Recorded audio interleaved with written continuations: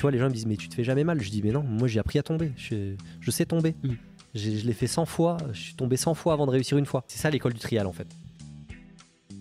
Le plus gros handicap qu'on ait, c'est les clubs.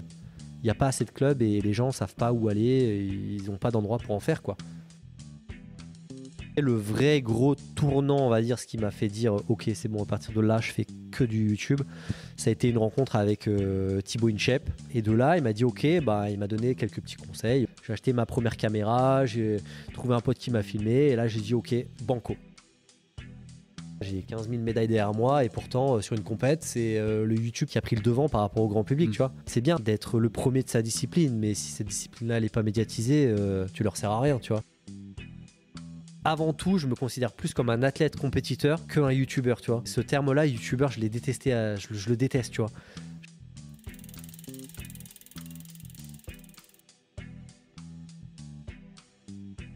C'est quand le million? Eh ben, je crois que c'est dans quelques heures. Dans quelques heures. C'est vraiment venu le bonjour. On pourra peut-être faire péter le champagne à la fin du podcast. On verra. Ah, il faut qu'il dure combien de temps le podcast là, pour... Je sais pas, quelques heures peut-être là. Donc là, j'ai regardé tout à l'heure, tu étais à 999 000 abonnés. C'est complètement fou. En combien de temps tu as construit ça? Bah, vraiment, à temps plein, 5 ans, quoi. 5 ans, ouais. Full time. Ouais, full time, ouais. À base de combien une vidéo par semaine? Une vidéo par semaine, depuis 5 ans. Avec quelques coupures, mais ouais, c'est à peu près ça, ouais. Ok. Je crois qu'il y a plus de... Bah, depuis que j'ai commencé, en vrai, la première vidéo sur YouTube, je crois qu'elle date il y a 12 ans ou un truc comme ça, tu vois. J'étais un des précurseurs. Mais ouais, depuis vraiment 5 ans, une par semaine. Je crois qu'il y a plus de 350 vidéos sur ma chaîne ou un truc comme ça. Bon, on va en parler de tout ça. Un grand merci de me recevoir. On est chez toi. Ouais, presque. Dans le garage. On est dans mon local. C'est un mix entre un garage, un entrepôt pour stocker mes modules de démonstration, mes vélos, enfin un peu tout quoi. On a vu la vidéo avec Pierre Soriot. La barrière là-bas s'en souvient. C'est ça. Ça a failli passer derrière. On teste des fois des engins, ouais. Ouais. Donc on est donc avec Aurélien Fontenoy. Je suis je suis ravi d'être là pour plein de raisons et donc on va en parler après. Il y a plein de sujets. T'es un personnage qui est très visible. Donc tu me l'as dit pourquoi, mais il y a plein d'autres choses. Donc toi tu viens du trial. De base. Ouais. De base. C'est quoi qu'est-ce qui t'a fait arriver au vélo? Alors, qu'est-ce qui m'a fait arriver au vélo? Bon, je pense comme tous les enfants, tu vois, t'as un vélo, tu t'amuses dans la rue et puis t'aimes bien faire des trucs. Après, moi, j'ai un grand frère qui a 4 ans de plus que moi. Et je pense que, tu vois, dans la rue, on aimait bien déjà sauter des petits trottoirs, descendre des escaliers, voir ce qu'on pouvait faire avec nos vélos. Et on savait pas du tout que c'était du trial, hein. Et puis, en fait, c'est... Bah voilà, en voyant une démonstration par hasard, je sais pas trop où, je me souviens plus, que mon frère a commencé. Et puis moi, un an après, alors moi je faisais du foot à la base, tu vois, j'étais nul en foot, mais je faisais ça, tu vois, comme tous les jeunes, je pense. Et après tu dis, ah bah tiens, il y a le vélo, ça peut être cool, tiens, je vais suivre mon grand frère. Et du coup, à l'âge de 8 ans, bah, je me suis inscrit à un club à côté de chez moi, voilà, avec mon frère, et puis c'est parti de là. Et donc, il y avait des inspirations, il y avait des gens qui à l'époque te faisaient... tu te disais, waouh, c'est trop cool ce qu'il fait, génial. T'as des noms, t'as des souvenirs de ça ou pas? Moi, non, parce qu'au début, tu sais, vraiment, bah, comme n'importe quel jeune, tu sais même pas déjà ce que c'est le vélo que t'as entre les jambes, tu sais même pas comment ça s'appelle, le but, tu sais, t'arrives dans un club, alors ouais, tu suis les grands, tu vois, de ton club, qui font pas forcément des résultats, mais c'est les meilleurs de ton club déjà, donc tu les admires, c'est déjà un truc de fou, puis ton grand frère, bah, c'est un peu toujours ton modèle quand t'es jeune, tu vois, donc t'as envie de faire pareil. Et puis arriver d'année en année, bah en fait tu te dis je vais faire pareil, puis je peux faire aussi bien, et puis tu peux commencer à le battre, et puis tu peux commencer à te challenger avec lui. Et puis je pense qu'il m'a fait vraiment du bien dans mon sport, bah, d'avoir ça, tu vois, 4 ans de plus, donc tu as quand même une marge d'évolution importante. Et puis je me souviens, il me trimballait tout le temps, il a eu le permis, moi j'avais, tu vois, 14 ans, quand tu as un grand frère qui peut t'amener partout sur tous les terrains d'entraînement, bah déjà c'est top, quoi, tu vois. Donc je pense que ça a été le plus gros moteur, en tout cas pour mon début de carrière, on va dire. Et lui était compétiteur de base? Ouais, compétiteur, bah lui, il a fait quelques podiums, surtout au niveau national. Après, il a fait des Coupes du Monde. Il n'a pas forcément percé au niveau international, mais ouais, il a fait bah, il était élite, tu vois, en trial, donc c'est déjà super, quoi. Super niveau. Ouais.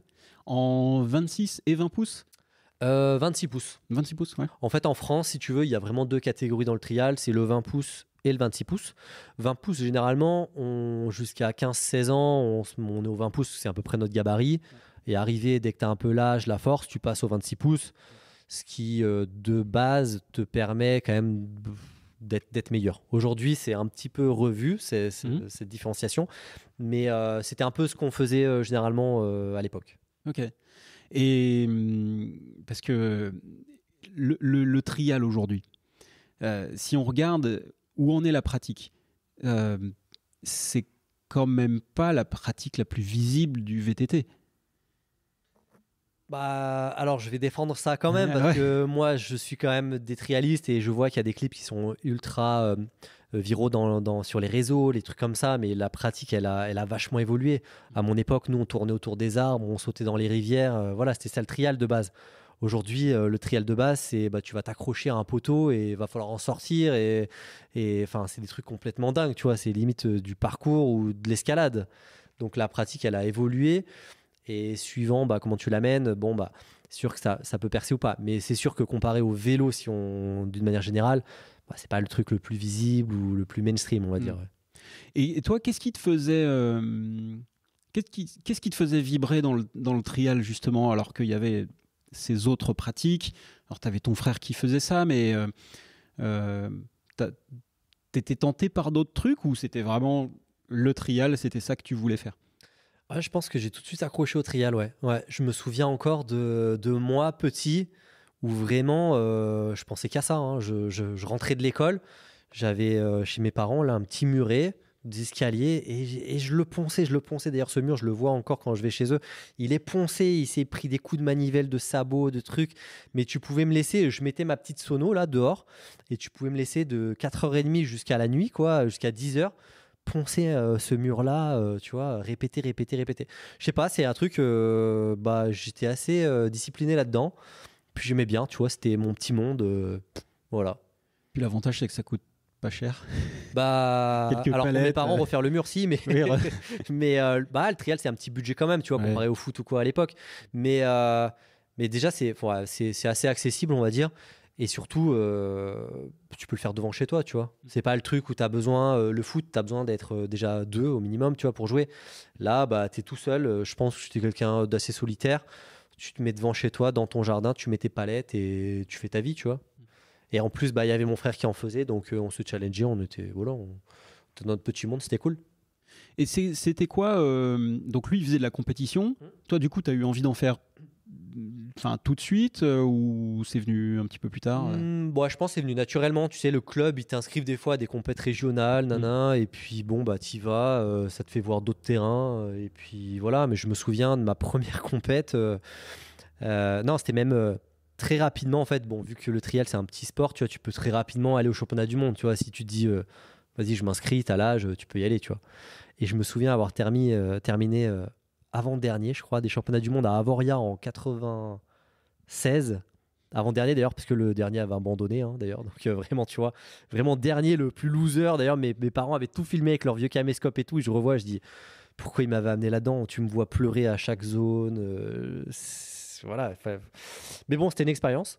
Et donc, bah ouais, des compètes, il y en avait plein. On a la chance en région Rhône-Alpes d'avoir quand même plein de clubs. Donc, chaque club organisait ses petites compètes régionales. Et du coup, tu avais vite 10, 12, 15 compétitions par an, tu vois. Donc voilà, le club, il t'inscrivait, tu y allais, et puis c'était cool. Et alors, entre ça et toutes les breloques que tu as derrière, c'est quoi, c'est quoi la connexion? Et puis, on parle même pas du maillot qu'il y a derrière toi. Parce que... Bah, il y a eu pas mal d'évolutions. Hein. Ouais. Non, bah, tu vois, j'ai commencé à 8 ans. Et puis, je pense que j'étais pas le plus développé physiquement, ou j'ai jamais été le meilleur du club. Mais chaque année, par contre, tu vois, j'étais 15e. Puis après, l'année d'après, j'étais 10e. Puis après, j'étais 7e. Puis après, 6e. Puis voilà. Et je pense que, tu vois, cette régularité de m'être entraîné, il y en a, tu lui dis vas-y, monte sur ce mur. Premier coup, il y arrivait, tu vois. Moi, il me fallait, mais je me souviens, mon père, j'étais le dernier du club à partir, tu vois. Je dis non, je vais y arriver, je vais y arriver, je vais y arriver. Et je pense que c'est ce qui a fait que j'ai gravi ces petits échelons. Et c'est vraiment vers l'âge de 14, 15 ans quoi, que je commençais à faire mes premiers podiums régionaux, nationaux et choses comme ça, quoi. Donc, ce que tu me dis, c'est que tu n'étais pas forcément talentueux, mais par contre, tu étais besogneux. Ouais, je pense que j'avais de la rigueur, ouais. Et je pense que en trial, si t'es pas rigoureux, si t'es pas patient, pour moi, c'est la meilleure école, tu vois. C'est, c'est, le talent, il n'existe pas en trial. Ouais. Si tu te heurtes pas, comme je dis aux jeunes, là, il faut tomber 100 fois avant d'y arriver une fois. Et tu vois, les gens me disent, mais tu te fais jamais mal. Je dis, mais non, moi, j'ai appris à tomber. Je sais tomber. Je l'ai fait 100 fois. Je suis tombé 100 fois avant de réussir une fois. Et c'est ça l'école du trial, en fait. Et justement, alors, je trouve que ce que tu dis, enfin, évidemment super vrai, l'école du vélo, quoi. Enfin, pour moi, il y a deux écoles du vélo, il y a le trial et le BMX. Ouais, c'est vrai. Mais c'est vrai que quand on voit, alors on en a parlé avec Cédric Gracia, il y a Anne Caro, il y a plein de gens qui sont venus du BMX, il y a plein de gens aussi qui sont venus du trial, notamment Flo Payette, qui lui est un trialiste hors pair, en vélo et en moto. C'est vrai que c'est une école incroyable, quoi. Et est-ce que tu regrettes pas justement que le trial soit pas plus développé, justement pour permettre à des jeunes de plus, de mieux progresser, jeunes ou même un peu plus vieux, hein. Ouais, c'est vrai que je regrette un petit peu aujourd'hui qu'on dise fais du trial parce que tu seras meilleur en VTT, tu vois. On considère pas ça comme une discipline à part entière, tu vois. Je vois les TRJV, TNJV, tu vois, j'ai beaucoup de jeunes qui disent ah ouais, j'en ai fait un petit peu là quand on faisait les TRJV machin, mais après je suis passé au cross ou je suis passé à la descente, tu vois. C'est pas un sport où on y reste vraiment, tu vois. On apprend un peu les bases et puis après on passe à notre discipline du VTT. Et c'est vrai que c'est ce qui manque un petit peu aujourd'hui, que ce soit vraiment considéré comme une vraie discipline. Et alors aujourd'hui, tu le vois, hein, aujourd'hui, moi, la meilleure référence, c'est Alex Trudeau aussi. Tu vois, on s'est battu des années ensemble sur les compétitions. Aujourd'hui, il performe en enduro. Et c'est pas pour rien, tu vois, où j'étais encore avec aussi Yohan Barelli. Il m'a dit moi, le triathlon, je l'ai poncé, j'étais champion universitaire. Et aujourd'hui, pareil, super enduriste et tout. Et tous ceux qui viennent du trial, c'est la base. Tu prends n'importe quel vélo, tu es capable de t'adapter à tout, quoi. Le terrain, le truc. Alors après, c'est vrai que c'est bien d'avoir les deux. Nous, trial, on est très fort, des petits terrains, des stoppies, des trucs. Puis dès que ça prend de la vitesse, peut-être là où on est un peu perdu, tu vois. Donc le BMX, ça apporte ça. La technique sur les enroulés, tout ça. Mais si tu fais le combo des deux, pour moi, tu sais faire n'importe quel vélo et tu sais t'éclater sur n'importe quel terrain, quoi. Et alors justement, pourquoi est-ce que c'est pas plus développé selon toi ? Alors le sport d'une manière générale ou la pratique ? La pratique du trial. Je pense que je te l'ai dit, hein, l'exigence. Hein. Aujourd'hui, c'est plus simple d'aller jouer aux jeux vidéo que d'aller se poncer pendant 4 heures sur un mur où tu vas tomber 100 fois, quoi. Donc c'est plus simple d'aller prendre son vélo et faire une descente. Ouais, t'arriveras en bas dans tous les cas. Hein. Trial, non, t'arriveras peut-être pas en haut du mur à tous les coups, quoi. Donc je pense qu'aujourd'hui, il y a une vraie... de la discipline, la patience, tout ça, je pense que c'est pas les trucs qui te font le plus rêver au début, quoi. Donc c'est dur, donc tu passes à autre chose. Est-ce que tu penses que le sport est un peu en déclin justement par rapport à ça ? Ou il y a encore en déclin, mais je pense qu'il y a une vraie évolution du sport en lui-même. Comme je te disais, moi quand j'ai appris, c'était plus... Déjà, des VTT, tu avais un VTT de base. Au pire, tu baissais la selle. Ça, c'était vraiment moi, le début. Quand j'ai commencé, c'était déjà un petit peu plus évolué. Mais je voyais les grands, c'était des VTT avec quelques vitesses. Et voilà. Et en compète, il fallait limite faire un interzone de 3 km pour aller à la prochaine zone. Et donc, tu avais un vrai VTT. Et petit à petit, dans les années 2000, on a viré la selle, on a viré les vitesses. Donc, c'est devenu vraiment un sport à part entière. Et là, les gens, ils s'y retrouvaient peut-être un peu moins, quoi. C'était plus exigeant. Tout a un petit peu évolué dans ce sens-là, quoi. Et même aujourd'hui, c'est plus monter sur des pierres, comme je te dis, c'est monter sur des poteaux verticaux comme ça et grimper, des potences qui font 1 mètre de long et tu peux pas pédaler avec, quoi. C'est Moi, je te mets sur un trial, même si tu sais faire une roue arrière, tu ne seras pas à la faire avec un trial. C'est tellement particulier que. Oui, t'es très en avant. Ah ouais, tout est un boîtier très haut, des freins ultra puissants à patins. Tu peux même pas faire une descente avec. Hein. Tu fais une descente, tu n'as plus de patins en bas, hein, parce qu'on vient meuler les jantes, les patins sont très tendres. Enfin, tout a évolué, quoi. Donc. Et justement, c'est qui les représentants du trial aujourd'hui? Il y a des gens qui te, je sais pas, qui te marquent, qui t'inspirent, qui te. À mon époque, ouais, il y a une grosse troupe française. Marc Vinco, Marc Quesso, Vincent Hermans, les frères Coustelier. Enfin, on était une tribu là, enfin la génération au-dessus de moi, qui ont fait évoluer le sport de manière formidable. Et puis surtout pour la France, quoi. Je veux dire, t'allais sur un mondial, t'avais sur 8 finalistes, je me souviens, on était peut-être 7 Français. Toi, c'était ouf. Aujourd'hui, c'est en train un petit peu de changer. On a un Anglais en 26 pouces là, qui domine la discipline, Jack Carty, depuis quand même quelques années maintenant. Tu as toute une tribu espagnole, là, toute la nouvelle génération espagnole, justement avec les 20 pouces qu'on parlait tout à l'heure, qui est en train de détrôner aussi un petit peu tout ça. Donc il y a un peu de changement. Mais le sport, il change et même les capacités dont tu as besoin, presque d'année en année, tu te dis ah mince, là j'étais bon là, mais en fait il faut que je sois bon là-dedans maintenant. Ça évolue, quoi. Ça devient plus technique, plus physique. Enfin, je trouve ça cool, mais du coup ça a du mal à suivre derrière, quoi. Ouais. À quel niveau? Niveau des pilotes? Aujourd'hui, si tu veux, à l'époque, le sport c'était tu avais 4 gros obstacles dans la zone. C'était un peu comme de l'athlétisme, qui sautera le plus haut, qui ira le plus loin. Ça ne demandait pas forcément de capacité d'endurance, de tout ça. Voilà, c'était vraiment plus ou moins jauger là-dessus. Pour expliquer les règles du trial, en fait, peut-être rappeler les bases, c'est que tu as 5 ou 6 zones différentes composées de plein d'obstacles. Et le but, c'est de jamais poser le pied au sol. Chaque fois que tu poseras le pied au sol, tu auras une pénalité. Donc ça, ces règles, déjà, elles ont changé il y a 5-6 ans. Maintenant, c'est que tu passes des portes. Chaque porte va te valoir 10 points, 20 points. Donc, tu vas cumuler des points. Et aujourd'hui, ils vont te mettre peut-être 15 portes. Donc, ça va te demander beaucoup d'endurance de force pour aller cumuler un maximum de points.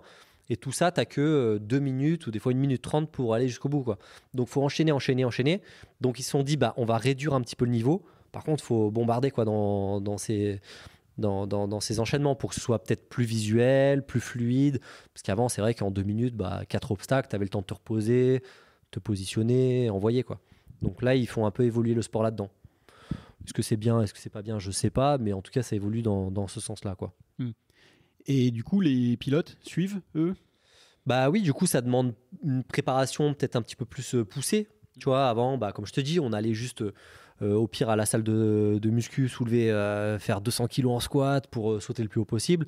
Aujourd'hui, c'est peut-être pas ça qu'ils vont chercher. Ils vont chercher à enchaîner plein de fois des obstacles, donc plus des capacités d'endurance musculaire ou d'autres capacités, quoi. Ok. Et pour toi, c'est une bonne chose?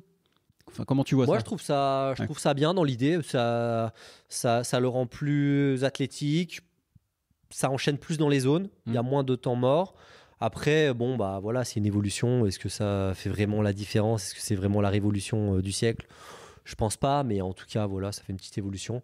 Je trouve que les règles dans le trial, c'est peut-être le point négatif, c'est que c'est toujours très compliqué à comprendre quand tu viens de l'extérieur. Que tu marques 10 points ou que tu mettes 1 point parce que tu as posé un pied au sol, les gens, ils vont regarder ce que tu as fait et pas forcément compter les points que tu mets, tu vois.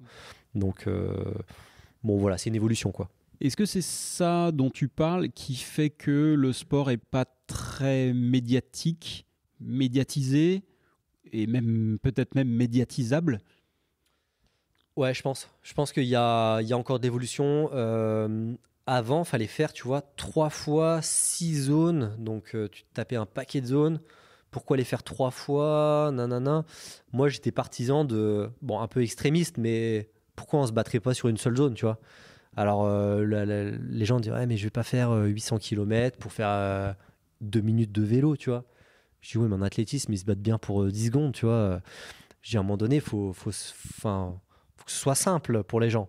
Au pire, tu me fais une ligne droite de 50 mètres et celui qui va le plus loin, la Ninja Warrior, c'est celui qui a gagné, tu vois. Mais ça, c'est pas encore passé. Pour moi, ça serait la meilleure évolution possible. Ou alors un truc où sans dire qu'il y ait des piscines comme à Ninja Warrior, mais un peu comme on fait en moto trial les indoors.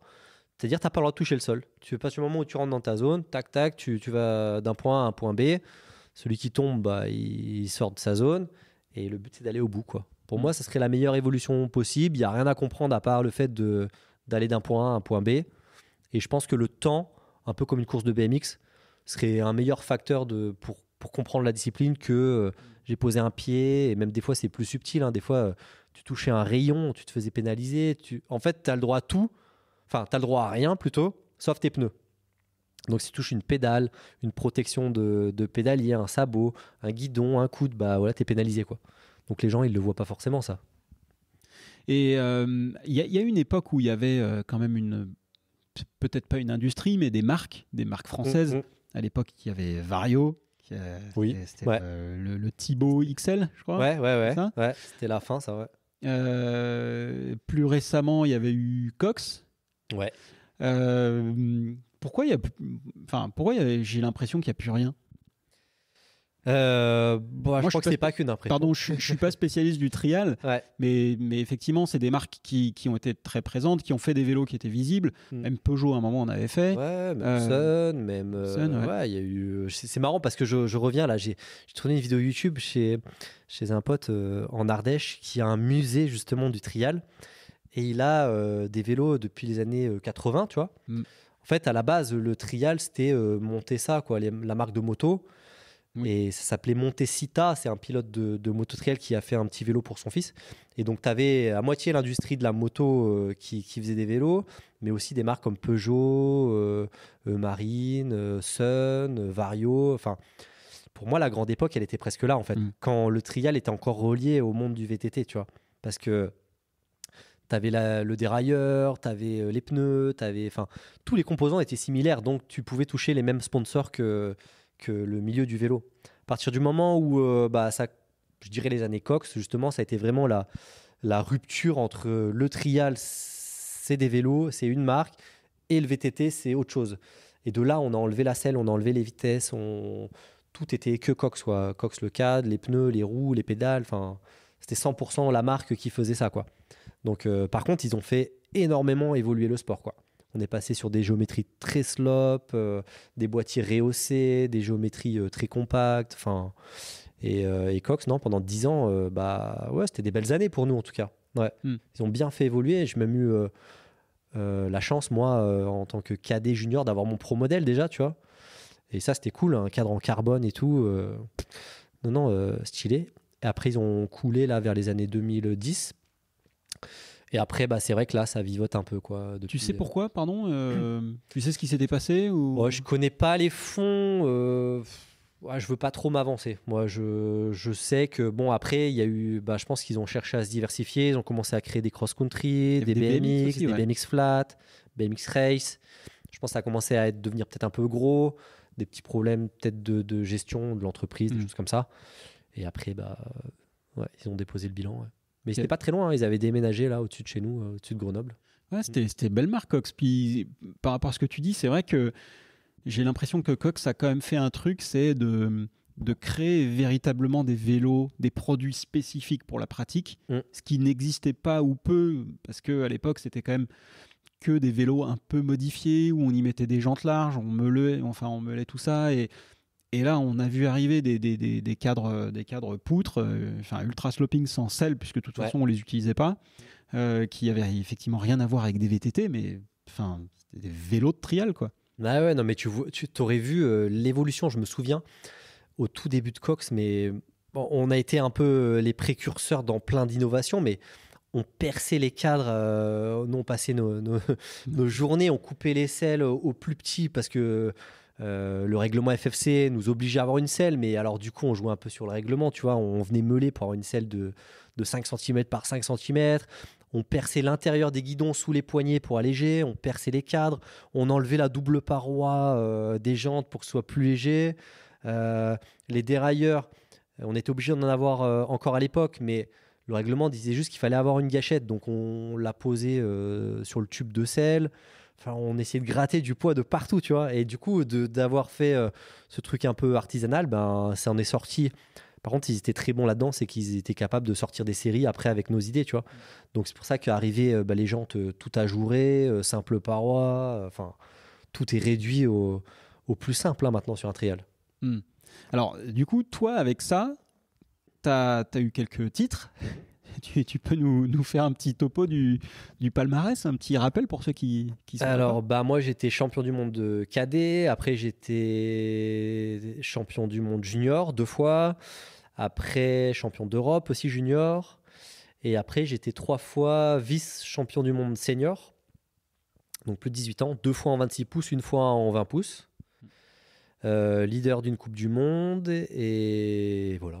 Ouais. Donc leader de la Coupe du Monde, c'est le maillot que j'ai derrière moi. T'as là derrière toi. Ouais. Voilà. Donc très bien, il est beau. On dirait un maillot de Monaco. Ouais, c'est ça. Niveau couleur. Je crois qu'ils ont les mêmes à l'US Cannes, un truc comme ça. Ouais. Et qu'est-ce qui t'a manqué d'ailleurs pour être champion du monde senior ? Alors, ça a tout le temps changé, c'est marrant. Je les ai tous battus une fois, mais ils ont tout le temps changé. Je me souviens plus trop. Alors, je sais que là où j'étais le plus près, c'était vraiment mon dernier, où ça s'est joué sur la dernière zone et en fait, je casse mon levier de frein. Du coup, je dois terminer la dernière zone sans frein avant. Donc, la galère. Une fois en 20 pouces, improbable, c'était en Afrique du Sud. Moi, ma discipline, c'est le 26 pouces, comme on a dit, tu vois. Mais à l'époque, on avait la possibilité, et moi, j'aimais bien le faire, on n'était pas nombreux à le faire, hein, de faire 20 pouces et 26 pouces en même temps, le mondial. C'est-à-dire, par exemple, tu avais qualification 20 pouces le mercredi, qualification 26 pouces le jeudi, finale 20 pouces le samedi et finale 26 pouces. Donc, c'était possible encore à l'époque. Moi, je me disais, quitte à y aller, moi, j'ai tout le temps été un peu comme ça. Genre, je réfléchis pas, je veux rouler, on verra bien ce qui se passe. Au pire, ça me fera 2 fois plus de chance. Je voyais pas 2 fois plus de fatigue non plus. Mais... C'est marrant, Cédric Gracia disait la même chose avec le duel, avec la descente et le fort cross. Ouais. J'ai écouté l'épisode, mais je me suis bien vu en lui, tu vois. C'est tant pis, il y en a qui réfléchissaient, qui dormaient bien et tout. Non, moi, je me disais, au pire, parce qu'en plus, à l'époque, c'était le même parcours. Donc, je me disais, au pire, même si le 20 pouces, tu vois, souvent, je le récupérais la semaine avant le mondial. C'était un peu olé, tu vois. Des fois, je me faisais des frayeurs parce que c'est quand même pas exactement pareil, hein, les géométries, les trucs. Je me dis, au pire, j'aurais pratiqué un peu le terrain, j'aurais un petit avantage sur les autres. Et ça a marché quelques années, hein, parce que j'ai souvent fait des finales en 20 pouces. Pas tout le temps des podiums, là, c'était exceptionnel. Mais et en fait, je savais que j'étais moins bon en 20 pouces que les experts, notamment espagnols. Et là, il s'est retrouvé qu'en Afrique du Sud, il s'est mis à faire un déluge pas possible. Et sachant que j'étais un petit peu en dessous, moi je prenais pas de risque, j'y allais un peu à ma sauce. Et donc j'assurais un peu. Donc, ce qu'on appelle assurer en trial, c'est en gros quand tu dois passer des portes, tu peux poser ton pied, tirer ton vélo et passer la porte, tu vois. Et ça te fait une pénalité. Par contre, si tu te jettes à vouloir absolument passer et que tu tombes, c'est 5 points.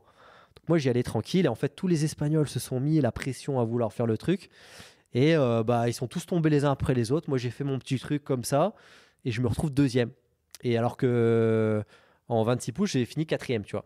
Donc voilà. Finalement, j'ai bien sauvé mon truc, j'ai bien fait de le faire puisque j'ai sauvé un podium grâce à ça. Donc ça, finalement, c'était presque ma plus belle, enfin ma victoire, pas forcément la plus belle, mais la plus rigolote, on va dire pour moi, d'avoir fait ça et puis d'avoir fait un podium comme ça, quoi. Parce que derrière, c'était la grosse pression, quoi. Quand t'as les mecs qui s'entraînent toute l'année sur cette discipline pour faire un podium et que toi, t'arrives comme ça en touriste, tu vois. Mais je crois qu'on n'était que 2, hein, tu vois, à faire ce switch. Les autres, non. Mais ouais, marrant. Mais en tout cas, j'ai jamais réussi à gagner en senior, ouais. C'est mon petit regret. Moi, j'ai tout le temps été deuxième. Souvent, 2, c'est mon chiffre. Hein. Ouais, finalement. Souvent été deuxième des Coupes de France, deuxième d'une Coupe du Monde, voilà. Mais bon, c'est cool aussi. Hein. Mais pas la pression comme ça. Ouais, c'est ça. C'est-à-dire que finalement, là, ta deuxième place en 20 pouces. Bon, finalement, en fait, c'est du bonus. Tu aurais pu très bien ne rien avoir du tout et être juste 4e en 26. Finalement, oui, tu prends, quoi. Puis ça fait toujours, c'est toujours plaisir. Non, oui, c'est ça. Après, sûr, quand tu termines deuxième, déjà que c'est un petit sport. Et puis, malheureusement, dans le sport, on se souvient souvent que du premier, hein, pas forcément du 2, 3, 4, 5, 6, tu vois. Donc, voilà, c'est ça qui a peut-être pas forcément marqué l'histoire. Mais moi, en tout cas, je suis content de l'avoir fait, tu vois. C'était une petite expérience. C'était un petit défi en plus, tu vois. Ouais. Puis je trouve que ça m'enlevait un peu de pression de le faire, tu vois. En mode, tu sais que c'est pas ta discipline, tu y vas en mode bonus. Ah, c'est bon. En plus, le 26 pouces, t'es souvent après. Tu sais que t'es déchargé, que tu peux y aller en 26 pouces après, tranquille, plus serein, quoi. C'est drôle parce que j'ai l'impression que c'est souvent quand on se met le moins la pression Ah, bah oui, non, mais c'est sûr. qu'on arrive à faire les Ah, mais c'est sûr. meilleurs résultats. Bah, moi, je le vois dans le sport. Hein, c'est souvent. J'ai eu deux phases vraiment dans ma carrière. J'ai eu la phase où, début d'élite, c'est là où, pendant toute ma saison junior, j'étais très concentré, compète et tout. Mes potes, tu vois, c'était un peu 16, 18, 20 ans. C'est quand même là où tu as envie de sortir en boîte et tout. Donc, tous mes potes, ils partaient l'été. Allez, viens, on va au Cap d'Agde, on va en boîte et tout. Et là, bah non, moi je disais, bah non, là je pars en Australie sur le mondial, je vais pas aller en boîte ou nanana. Ça a marché junior. Après ce changement élite, je l'ai très mal vécu. Et c'est là où j'ai commencé à sortir en boîte et tout. Et des fois, ça m'arrivait de faire une Coupe du Monde en revenant de boîte de nuit, tu vois, et de faire un podium, tu vois.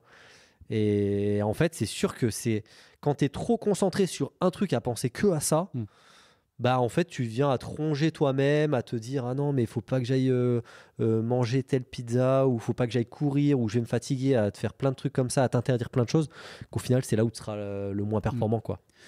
En plus, t'as pas que cet aspect voilà rigueur qui rentre en compte hein. Ouais. Et surtout que il y a quand même pas beaucoup de gens qui en vivent de ce sport. Ah ouais, non ouais. C'est que de la performance sportive, c'est que de la beauté du sport, on va dire. Il y a des gens qui étaient, mais qui sont pros en trial aujourd'hui. Alors ça dépend ce que tu veux dire pro. Si c'est être soutenu par une structure, des sponsors qui t'aident, qui te payent tout, non, je pense pas aujourd'hui. Déjà aujourd'hui, je pense que si tu arrives à te faire prêter un vélo ou au mieux te le donner, c'est déjà beau, tu vois.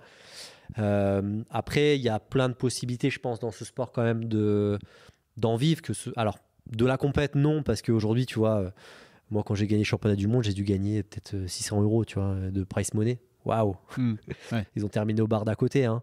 Mais bien qu'aujourd'hui, bon, je crois que tu as peut-être le mondial où ils ont un peu augmenté 1000, 1500. Mais bon, si tu contentes que là-dessus pour en vivre, c'est compliqué. Quoi. Donc après, oui, tu as peut-être quelques partenaires extérieurs où tu arrives à avoir 2-3 sous. Après, derrière, non, il faut soit faire un peu de démonstration, soit faire du coaching, soit, je sais pas, des réseaux, soit... il y a quelques possibilités. Il y en a qui font que ça, mais tu le vois qu'arrivé 25 ans, quand tu sors de chez papa, maman et tout, bon, bah, il y en a, ils disent, ouais, c'est bon, j'arrête, je vais au boulot, quoi. C'est malheureux, mais ouais, t'es obligé. Hein. Et d'ailleurs, si on fait un petit état des lieux de ce que c'est le sport aujourd'hui, qui sont les représentants, les marques, je sais pas, le gars qui débarque aujourd'hui dans le vélo trial, je sais pas, qui est-ce qui doit aller voir, suivre les marques, etc. Alors, les marques dans le trial, il y en a quelques-unes quand même, des françaises aussi. Donc, tu as Ozonis, Crookers qui sont des marques françaises, là, basées à Marseille. Donc, ça, c'est TMS aussi, qui est pas très loin d'ici. Après, tu as une marque espagnole qui s'appelle Clean. Tu as une marque belge qui s'appelle Jitsi. Et puis, je crois qu'on a fait le tour, hein, tu vois. Voilà. Okay. Ça se compte sur les doigts de la main. Hein. Okay. Donc, non, ouais, c'est très petit. Et après, moi, je trouve que quand, tu vois, moi je fais beaucoup de démonstrations et les gens me demandent un peu partout en France, ah, j'aime trop ce sport. Enfin, les gens sont vrais. Il y a un vrai attrait par contre pour ce sport. Ouais. Moi, je pense que le vrai handicap qu'on a dans ce sport, c'est les clubs. C'est-à-dire que autant nous, près de Grenoble, on a quelques clubs, Grenoble, Annecy, Chambéry, tout ça. Autant, même si toi, je te dis à Paris, si tu t'en comptes un ou deux à Paris, peut-être que c'est le grand max. Mais dans n'importe qui, Marseille, il n'y en a pas. Lyon, je ne suis pas sûr. Enfin, des grandes villes où il devrait en avoir plein, il n'y en a pas. Tu vois, c'est pas comme un club de foot où dans n'importe quelle ville, village, tu en as. Tu vois. Là, le plus gros handicap qu'on ait, c'est les clubs. Il n'y a pas assez de clubs et les gens ne savent pas où aller. Ils n'ont pas d'endroit pour en faire. Quoi. Donc, ça vient de là, quoi, de base. Hein. Si tu ne peux pas t'entraîner, tu n'as pas de club, tu n'as personne qui en fait. Quoi. Et aujourd'hui, je pense que du coup, t'as pas de pratiquants, donc t'as pas de marque, donc voilà, c'est un cercle vicieux. Ouais. Hein, mais... Et justement, alors, qu'est-ce que tu donnerais comme conseil à quelqu'un qui a vu tes vidéos qui te découvre peut-être avec En roue libre et qui veut se mettre au trial parce qu'il trouve que c'est génial. Ça serait quoi le conseil à lui donner? Le conseil, ben, À part défoncer le mur de mur ses de tes parents. parents. Ouais. Non, bah après, moi, ça a été aussi ma volonté de faire des vidéos. C'est en voyant qu'il n'y avait pas de club, ben, t'apprends maintenant sur Internet, quoi. Donc, il existe plus ou moins des tutos pour apprendre. Donc, tu te mets. Maintenant, les gens arrivent à te conseiller sur quel vélo choisir ou comment faire des techniques. Donc, je pense que ça a été aussi la volonté de commencer les vidéos, c'est de se dire, OK, il n'y a rien. Bah, va créer peut-être des tutos et commencer à apprendre. Mais après, ça reste très, très généraliste. Après, c'est sûr que ça suffit pas les tutos, apprendre un bunny up, un truc, c'est quand même très limité. Mais le conseil, c'est d'apprendre un peu par soi-même, quoi. Et malheureusement, entre apprendre par soi-même et apprendre avec un entraîneur, tu passes plus de temps, quoi. Ouais, même si effectivement aujourd'hui, avec notamment YouTube et puis les réseaux sociaux d'une manière générale, ça n'a jamais été aussi simple d'accéder à de la donnée, à de la formation, à de l'information sur comment progresser.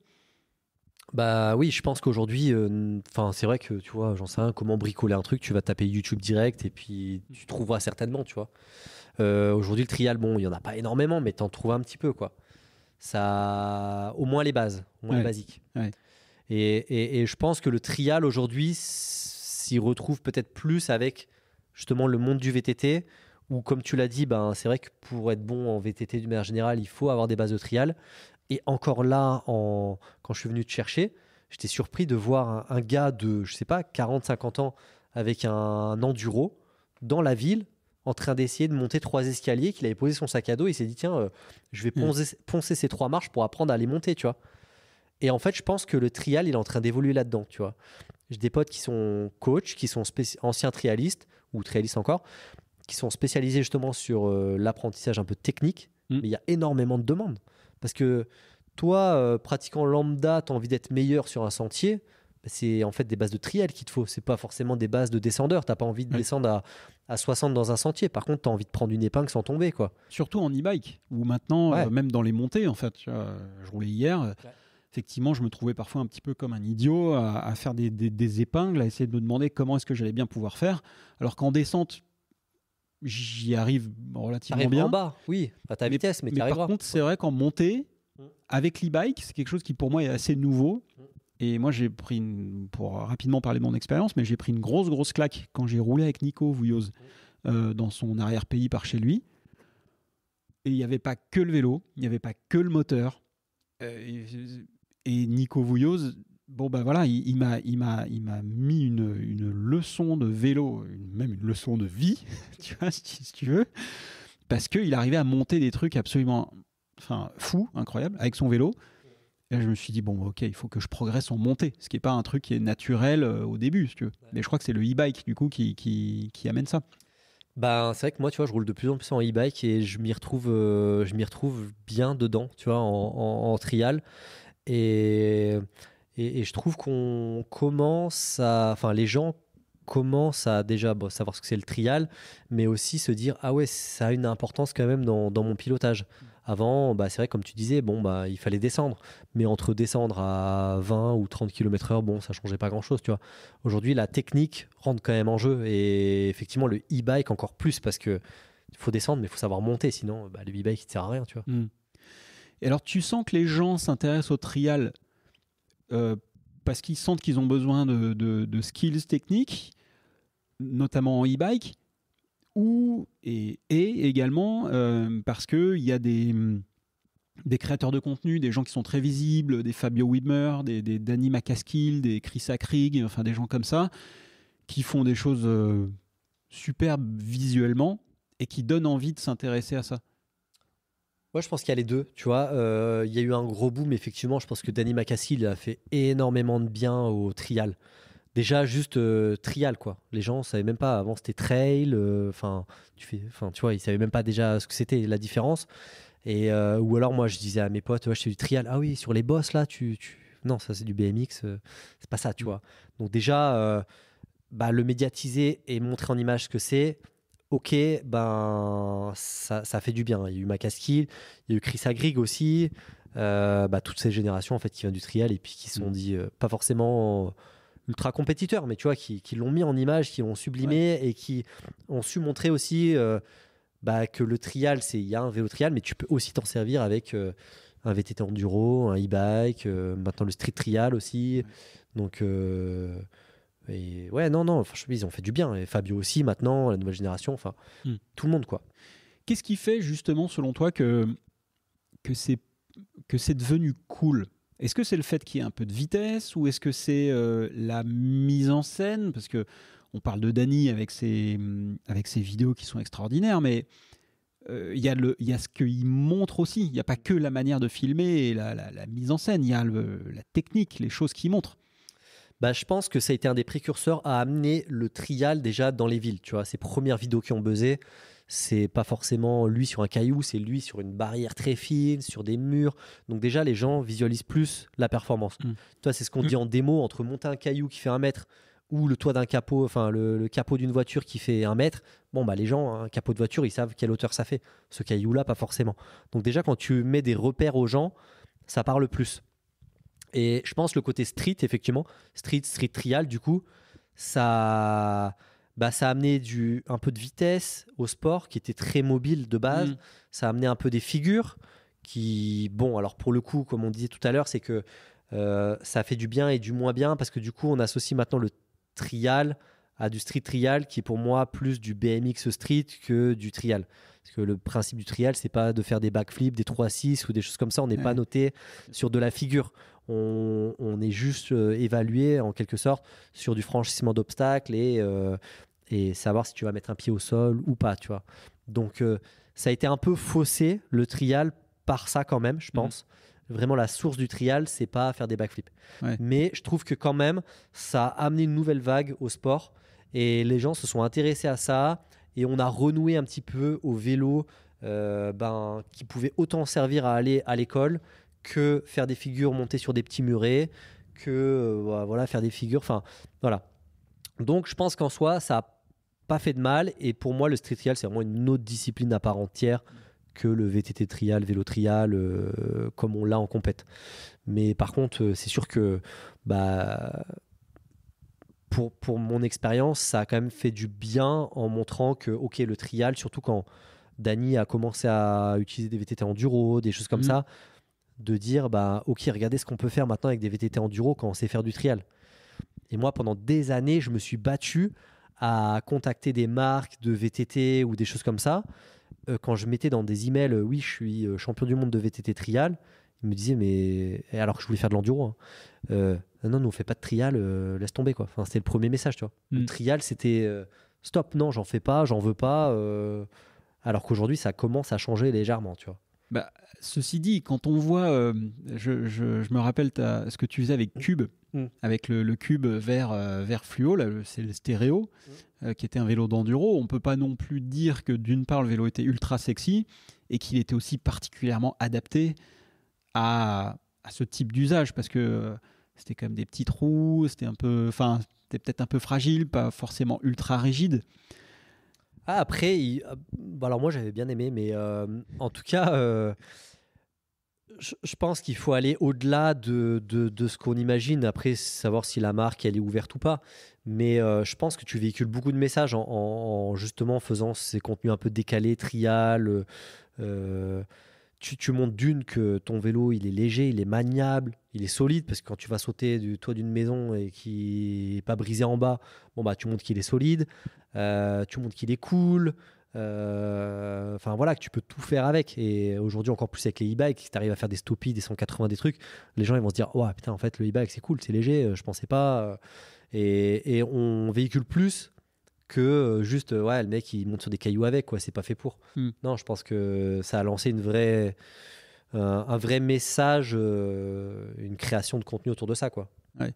Et c'est vrai que j'ai l'impression que ça a quand même rendu aussi, ça a ouvert le sport trial, même si c'est pas le corps trial, ça a ouvert quand même cette pratique à des personnes qui s'y intéressaient pas du tout, qui connaissaient pas et qui, comme tu le disais aussi juste avant, ça a permis aussi de créer des vélos qui pouvaient permettre de continuer à se redéplacer. Comme le vélo de Dany, qui d'ailleurs est absolument sublime. Enfin, ouais, le Santa Cruz, le carbone et tout. Franchement, bah, il en a fait rêver plus d'un. Tu vois, il était précurseur dans les vidéos, mais aussi précurseur dans la création de ces nouveaux vélos. Parce que c'est vrai qu'avant, tu avais juste une seule marque en fait, qui en faisait en alu, très simple, ou en acier. Et ça restait là, quoi. Et puis quand tu as une grosse marque qui s'y intéresse, je trouve que, tu vois, je te disais tout à l'heure, il y a une coupure entre le monde du VTT et le trial. Et aujourd'hui, le street trial a permis de renouer un peu des liens avec ce monde-là. Aujourd'hui, tu vois, on voit des Santa Cruz qui sortent c'est des prototypes, tu vois, spécialement pour lui. Mais par contre, derrière, tu remets des composants comme nous, sur le Canyon que je roule là, tu as des roues TT Suisse qui ont développé spécialement des roues en 24 pouces pour remettre sur le street. Tu reprends des freins hydrauliques à disque, tu vois, les Magura, les choses comme ça, tu peux remettre des composants comme ça, des pédaliers SRAM ou peu importe, compatibles dans le milieu du VTT. Du coup, tu renoues un peu des liens avec cette économie que tu avais complètement perdu avec le trial, tu vois. Aujourd'hui, une marque de trial, il n'y a aucun composant qui est compatible avec une marque de VTT, quoi. Ouais. Et j'ai l'impression que tu renoues, au risque de répéter, mais tu renoues avec cette notion de mouvement aussi, qui est quand même pas si prégnante dans le trial, qui est très statique. Ça bouge par à-coup, par saut, alors que là, en fait, tu peux avancer, c'est plus fluide, quoi. Oui, puis je pense que, tu vois, comme je te disais tout à l'heure, aussi pour la nouvelle génération, c'est quand même plus simple de se mettre au street trial, à cette discipline-là, que le trial pur. Aujourd'hui, c'est plus facile de faire un manual dans la rue, de commencer à faire quelques figures, que se poncer sur un mur d'1,80 m, tu vois. Donc, tu le rends plus accessible, donc tu vas attirer plus de gens, et donc, voilà, je pense qu'il y a un vrai attrait autour de ça, quoi. Ouais. Aujourd'hui, après, je sais pas. Moi, j'ai l'impression que ça s'étouffe un petit peu. Je sais pas, c'est peut-être vu de l'extérieur, peut-être pas. Faudrait demander aux marques de vélo, là, pour le coup, savoir un peu où ça en est. Mais j'ai l'impression que ce boom-là arrive quand même un peu. Je sais pas. Mais après, j'ai l'impression que Dany a quand même beaucoup porté le sport. Et que, en fait, à un moment, lui, il a peut-être moins besoin de produire. Parce que, voilà, il a produit, et puis peut-être qu'il a envie de passer à autre chose, quoi. Il y a qui d'autre d'ailleurs, aujourd'hui, pour prendre sa relève, à part toi bien sûr. Ouais, et Fabio sur la relève, mais non, tu vois, Fabio aussi a commencé avec le street, et puis aujourd'hui, après il se rend compte, hein, tu vois, dans ses productions, maintenant il va plus se mettre avec un vélo de descente ou des choses comme ça, parce que même si t'as le trial, t'as le street trial qui est un peu plus gros, mine de rien, le VTT, le vélo de descente et tout, c'est quand même encore plus attrayant. Donc, nous, on le voit aussi sur les contenus vidéo. J'étais le premier à commencer avec un trial et puis se dire, ouais, en fait, même si tu fais moins bien, mais avec un VTT, tu toucheras plus de gens, quoi. Donc, c'est simple. Si tu veux toucher le grand public, il faut aller là où il y a le public, quoi. Donc, t'es un peu obligé de t'élargir quand même, quoi. Ok, je vois. Et alors, justement, quand on parle vidéo et YouTube, toi, qu'est-ce qui t'a fait démarrer sur YouTube il y a 12 ans, tu m'as dit?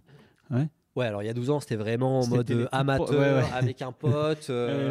On pouvait juste se filmer dans son entraînement, mettre de la musique et basta, tu vois, c'était terminé. Après, le vrai gros tournant, on va dire, ce qui m'a fait dire ok, c'est bon, à partir de là, je fais que du YouTube, ça a été une rencontre avec Thibaut Inchep, donc youtubeur fitness, qui a maintenant un des plus gros. Je crois qu'il va bientôt être le premier youtubeur français en termes d'abonnés. Ah ouais. Je crois qu'il va dépasser devant Squeezie bientôt, ouais. Là. Ouais. Et en fait, ça m'a. Donc, c'était au salon du fitness à Paris. Moi, j'étais ambassadeur pour une marque de nutrition. Et il aimait bien tester les sports et tout ça. Et on était rentré en contact. Il m'a dit ok, je vais essayer le VTT trial pour une vidéo. Du coup, j'avais vu, là, c'était un moment d'échange. On avait fait notre vidéo où je lui faisais essayer le trial. C'était très marrant. Et de là, il m'a dit ok, il m'a donné quelques petits conseils. Ok, sois régulier, fais ce contenu-là, nanana. Et de là, je suis rentré chez moi, j'ai dit ok, c'est ça que je veux faire, tu vois. J'ai acheté ma première caméra, j'ai trouvé un pote qui m'a filmé. Et là, j'ai dit ok, banco. Et de là, par contre, je suis pas parti en mode ok, je vais faire du contenu où je vais faire mes entraînements de trial.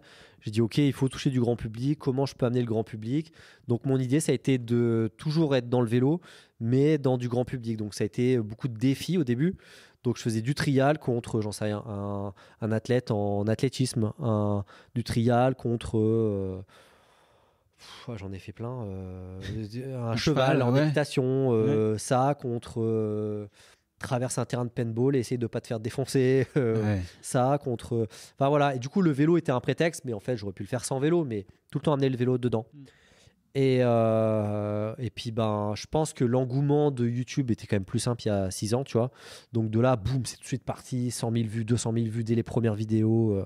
Tu vois, il y avait vraiment cet attrait-là. Donc, bah, c'est cool quand tu débutes et que tu as ça déjà. Tu te dis, allez, c'est bon, on y va, quoi. Qu'est-ce que ça fait quand justement tu sors une de tes premières vidéos et que tu fais 100 000 vues, quoi? Bah ouais, là, t'hallucines. Hein. Tu te dis, waouh, il y a un truc derrière, quoi, que j'ai pas compris ou je sais pas comment ça se passe, mais. Ouais, c'est dingue, quoi. Mais au début, tu le fais même pas pour les vues, tu t'en fous. Tu te dis, ouais, c'est cool ce que j'ai fait, machin. Et puis, on verra bien, tu vois.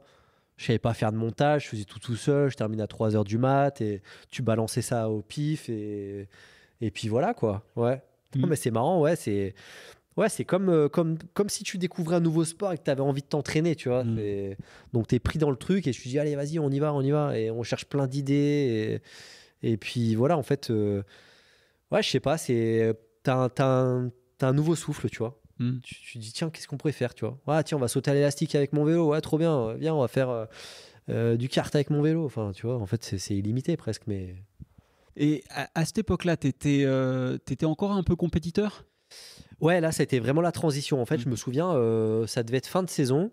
Donc, pendant 6 mois, j'ai fait mes vidéos comme ça, bon, tranquille, tu vois. Je faisais un peu mes vidéos dans mon coin. Ça marchait, c'était cool. Puis, je me souviens être revenu sur le dernier championnat de France. Et là, en fait, tout le monde en fait, tu vois, normalement, c'est un truc assez confidentiel. Hein. Tu vas d'une zone à l'autre, personne t'embête. Tu fais ton truc, tu rentres chez toi, quoi. Et là, j'allais de zone en zone, mais je passais une demi-heure, tout le monde me disait, ah, c'est toi, youtubeur et tout, on fait des photos. Alors, j'arrivais de zone en zone, j'avais pas le temps de m'échauffer, je faisais des photos, des dédicaces, j'allais à la zone suivante, j'enchaînais. En plus, je filmais tout le truc pour faire un petit reportage pour YouTube. Enfin, là, j'ai halluciné, j'ai dit, ok, enfin, là, clairement, c'était dingue, quoi. T'as l'impression que c'était Brad Pitt qui allait sur un truc de cinéma, tu vois, mais j'arrivais pas à avancer, tu vois. Je dis, mais waouh, c'est dingue l'engouement du YouTube, tu vois.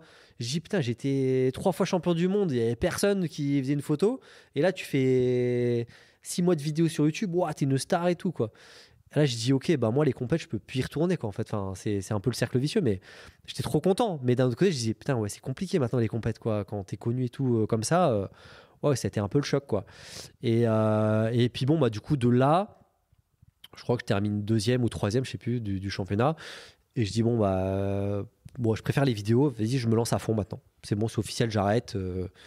Je fais temps plein là-dedans, quoi. Alors les gens me regardaient, ah, tes défis, tu fais des défis, tu sais, un peu, bah, quand tu commences un nouveau truc, enfin, ça se faisait pas trop à l'époque de faire des vidéos YouTube de vélo un peu décalées. Donc les gens, c'était un peu genre, ah, tu fais des défis, tiens, j'ai un défi pour toi. Non, non.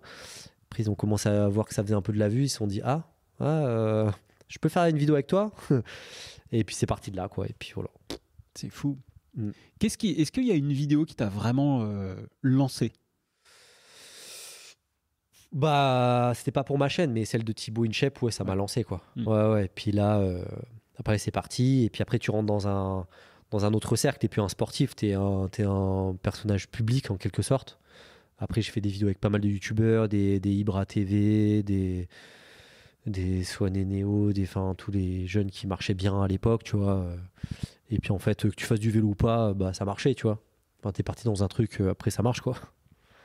Et qu'est-ce que ça a changé pour toi, le fait de pas d'être visible, mais d'être, je sais pas, connu, ou en tout cas de faire des vues, est-ce que très concrètement dans ta vie, qu'est-ce que ça a changé? T'as pu aller voir des marques, peut-être? Ça a changé. Commencé à en vivre. Ouais, alors après, tu vas pas toucher les mêmes marques. C'est vrai que je pense que j'étais vraiment, enfin, c'était un peu prématuré, on va dire, dans le monde du vélo. C'est vrai que toutes les marques de vélo que j'ai pu contacter à l'époque, il y a 5-6 ans, YouTube, tout ça, ça matchait pas du tout, tu vois. Pourtant, moi, c'est mon ADN, j'adore le vélo, je kifferais. Puis je voyais des marques à ski et tout qui s'associaient à des marques comme ça. Mais c'est vrai que moi, c'était pas exactement le même contenu. Les marques de vélo, ça a tout le temps été un refus, enfin, pas trop là-dedans, tu vois. Donc, ce que je touchais, c'était soit des marques de vêtements, soit des marques plutôt grand public. Je sais pas, des marques de boissons, enfin, plutôt du grand public, des montres, des téléphones, des voitures, enfin, j'en sais rien. Tu vois, plutôt cet univers-là, en fait. Pourtant, moi, au fond de moi, j'ai toujours kiffé le monde du vélo, des productions de VTT, des Danima Casquille sponsorisés par les plus grandes marques de vélo. Je me suis dit, tiens, il y aura un truc à faire là-dedans, tu vois. Et... Mais ouais, non, ça n'a jamais collé avec des marques de vélo sur ce contenu-là. Ce qui est marrant parce que ça a toujours été compliqué de faire venir des sponsors extra sportifs dans le vélo. Et c'est d'ailleurs toujours le nerf de la guerre, hein, faire venir de l'extra sportif sur les Coupes du Monde, des gens qui font pas de vélo, bref. Et toi, tu y arrivais avec des vidéos YouTube, mais tu n'y arrivais pas t'arrivais pas à faire venir des marques de vélo, quoi. C'est fou. Bah, je pense qu'il y avait déjà un problème de maturité de YouTube. Je pense que ça évolue aujourd'hui. On voit, alors pas forcément YouTube, mais d'une manière générale, la création de contenu. On a maintenant plein de gens qui font pas de compète, mais qui disent bon, vas-y, je fais de la vidéo ou des trucs comme ça. Et j'ai envie de te dire qu'aujourd'hui, presque, c'est eux qui drainent le plus d'engouement, presque aujourd'hui. Hein, tu vois, je te disais, là, j'ai 15 000 médailles derrière moi, et pourtant, sur une compète, c'est le YouTube qui a pris le devant par rapport au grand public, tu vois. Donc, je pense que les grandes marques, bah, c'est ça qu'elles cherchent, tu vois. C'est bien d'être le premier de sa discipline, mais si cette discipline-là, elle n'est pas médiatisée, tu leur sers à rien, tu vois. Ouais. Alors ouais, ça attire du grand public. Après, bah, c'est l'entre-deux. C'est vrai qu'il y a certaines marques qui arrivent à faire le lien et qui sont intéressés, mais c'est vrai que tu vas quand même, enfin, à partir du moment où tu pars dans du grand public, bah, tu toucheras de la marque grand public, quoi. Donc, ouais. Ok. Mais ça a toujours été, ça a toujours été un gros problème pour moi. C'est que moi, avant tout, je me considère plus comme un athlète compétiteur qu'un YouTuber, tu vois. Moi, j'ai ce terme-là, YouTuber, je l'ai détesté, je le déteste, tu vois. Moi, tu vois, même là aujourd'hui, quand je vais avec mes potes qui font encore de la compète en trial, je me dis, bon, on fait quoi aujourd'hui? C'est quoi la séance, tu vois? Je dis pas, ouais, vas-y, je vais faire un petit entraînement pour m'amuser, tu vois. Je me vois encore demain faire une compète, tu vois. Et même aujourd'hui, quand je vais tester d'autres disciplines, je suis pas en mode, je vais faire ma petite randonnée en électrique ou quoi. Je dis, vas-y, c'est quoi le chrono? C'est quoi le Strava, là? Je vais le péter aujourd'hui, tu vois. Et moi, c'est ça qui me fait vibrer, tu vois. C'est pas forcément de faire des trucs absolument grand public pour faire de la vue, tu vois. Je dis, ce que je veux, c'est montrer de la performance avant tout, tu vois. Donc c'est un peu, en fait, tu es obligé de masquer de la performance pour être grand public aujourd'hui. Pour la rendre accessible. Ouais. Et je le vois aujourd'hui sur mes réseaux. Hein. Il vaut mieux parler pendant 1 minute 30 d'un truc lambda, dire regardez bien ce qui va se passer là, machin, plutôt que de faire un double, triple backflip qui marchera pas, tu vois. Aujourd'hui, c'est le trop élitiste ne plaît pas. D'ailleurs, qu'est-ce qui plaît aujourd'hui? C'est quoi c'est quoi l'état de l'art sur YouTube aujourd'hui?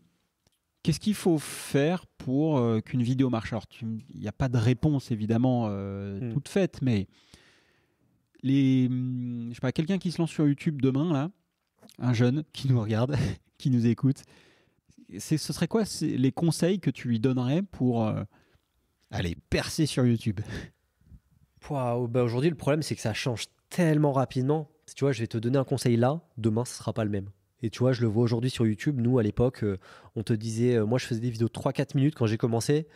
On me disait, essaye de faire du 10 minutes parce que tu verras, ça va te pousser un peu plus. Tu seras en plus monétisé un peu plus. Tu pourras mettre plus de pubs. Ce sera trop cool. Tu gagneras plus d'argent. Maintenant, on te dit, vas-y, essaye de tenir 20, 30, 40, 1 heure. Et tu vois, bah là, en fait, c'est presque même pas le contenu, tu vois. Enfin, déjà, il faut plus de qualité, plus de longueur, de l'originalité. Enfin, maintenant, ça devient une usine à gaz. C'était plus simple. À mon avis, je préfère, moi, me lancer là il y a 5-6 ans que me lancer maintenant. Ouais. Parce qu'aujourd'hui, je dis bon courage à celui qui veut percer sur YouTube. Et aujourd'hui, tu le vois, hein, il y a eu nous, ma Casquille, il y a eu Fabio qui a percé. Aujourd'hui, bon courage à celui qui sera derrière, quoi. Parce que, ouais, il faut tu le vois dans le YouTube aujourd'hui, c'est presque du cinéma maintenant. Les mecs, c'est plus tu prends ton téléphone et tu te filmes, quoi. Les mecs, ils ont des studios, ils ont une équipe de prod, ils partent 3 semaines, le son, le machin, enfin, c'est devenu la télé, quoi, maintenant. Alors, je lisais que MrBeast, justement, alors MrBeast, pour ceux qui connaîtraient pas, plus gros youtubeur, il a plus de 100 millions. Combien de temps? Beaucoup. Ouais, ça dépend parce que je crois qu'il a 26 chaînes YouTube différentes, en fait, il a une avec chaîne toutes les dans langues et toutes tout. les langues. Mais ouais, c'est plus de 100, le plus gros youtubeur du monde, quoi. Plus gros youtubeur du monde. Quand il fait des grosses productions, c'est des budgets à 30 millions, quelque chose comme ça, 30 millions de dollars pour faire des prods.